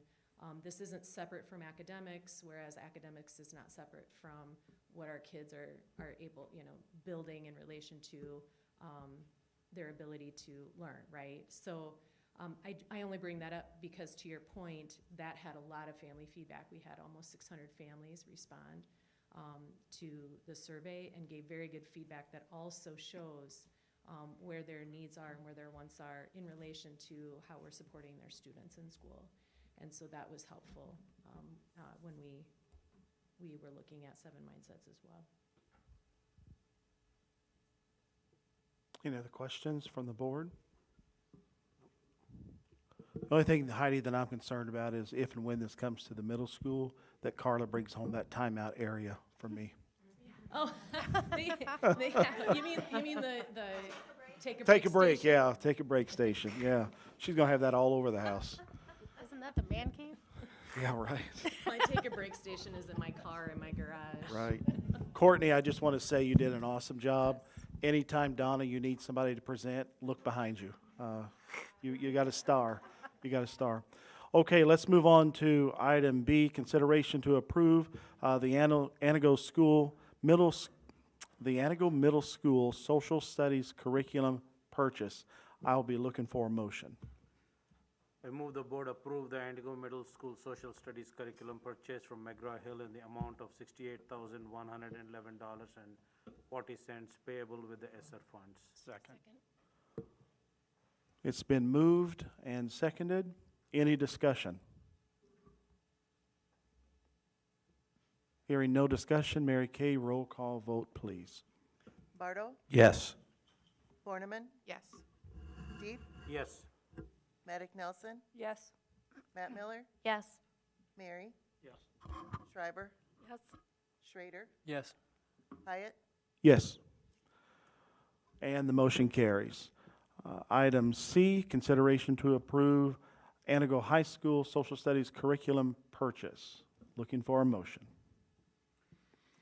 I move the board approve the Anago High School Social Studies curriculum purchase from McGraw-Hill in the amount of $81,261.55 payable through ESSER funds. Second. Motion's been made and seconded. Is there any further discussion? Hearing no discussion, Mary Kay, roll call vote, please. Borneman, Yes. Deep, Yes. Maddock Nelson, Yes. Matt Miller, Yes. Mary, Yes. Schreiber, Yes. Schrader, Yes. Bardo, Yes. Hyatt, Yes. And the motion carries. Item D, consideration to approve the Anago Middle School Science curriculum purchase. Look for a motion. I move the board approve the Anago Middle School Science curriculum purchase from a bill of Amplify in the amount of $64,967.12 payable through ESSER funds. Second. Motion's been made and second.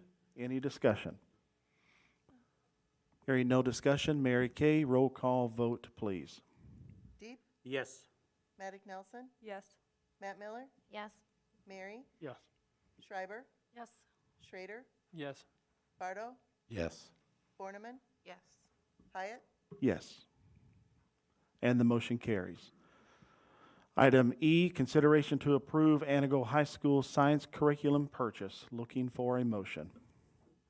I move the board approve the Antigo High School Science curriculum purchase from Houghton Mifflin Harcourt in the amount of $117,294.52 payable through the ESSER funds. Second. Motion's been made and seconded. Any other discussion?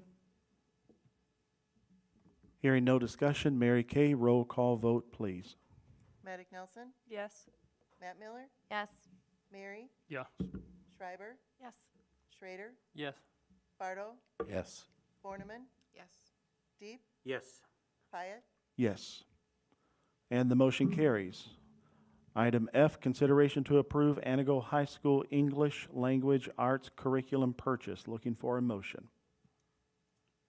I move the board approve the Anago High School English Language Arts curriculum purchase from Savas in the amount of $126,922.50 payable through ESSER funds. Second. Motion's been made and seconded. Any other discussion? I just have a comment on this. I may be wrong. My only concern is that foundational skill building with the writing skills, sense and structure. We get feedback from employers in the area on those skills lacking. And in all fairness, we just didn't have as much discussion on that, and I take accountability for that too, Amy. So I'm just sharing my concern with the curriculum. That's all. Okay. Any other discussion? No other discussion. Mary Kay, roll call vote, please. Matt Miller, Yes. Mary, Yes. Schreiber, Yes. Schrader, Yes. Bardo, Yes. Borneman, Yes. Deep, Yes. Maddock Nelson, No. Hyatt, Yes. And the motion carries. Amy, congratulations on your first curriculum review. You did a great job. Yes, let's give her a round of applause. And let's give the staff that was with her a round of applause, too. Good job. Item G, consideration to approve full access 7 Mindsets online portal purchase. Looking for a motion. I move the board approve the full access 7 Mindsets online portal purchase in the amount of $41,000 payable through ESSER mental health grant and Title IV funds. Second. Motion's been made and seconded. Any other discussion? Hearing no discussion, Mary Kay, roll call vote, please. Mary? Yes. Schreiber? Yes. Schrader? Yes. Bardo? Yes. Borneman? Yes. Deep? Yes. Maddock Nelson? Yes. Matt Miller? No. Hyatt? Yes. And the motion carries.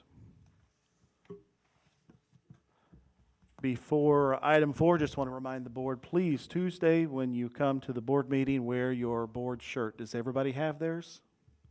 JD, keep it with you in the tractor. I will. Okay. Or leave it here, and it'll be here when I you... should leave it here. There's plenty of lockers to put it in. Everybody's got it? Dr. Deep, you have your shirt? Okay. Be sure to wear that. Item 4, looking for a motion to adjourn. Moved. Motion's been made, seconded. All in favor, let it be known by saying aye.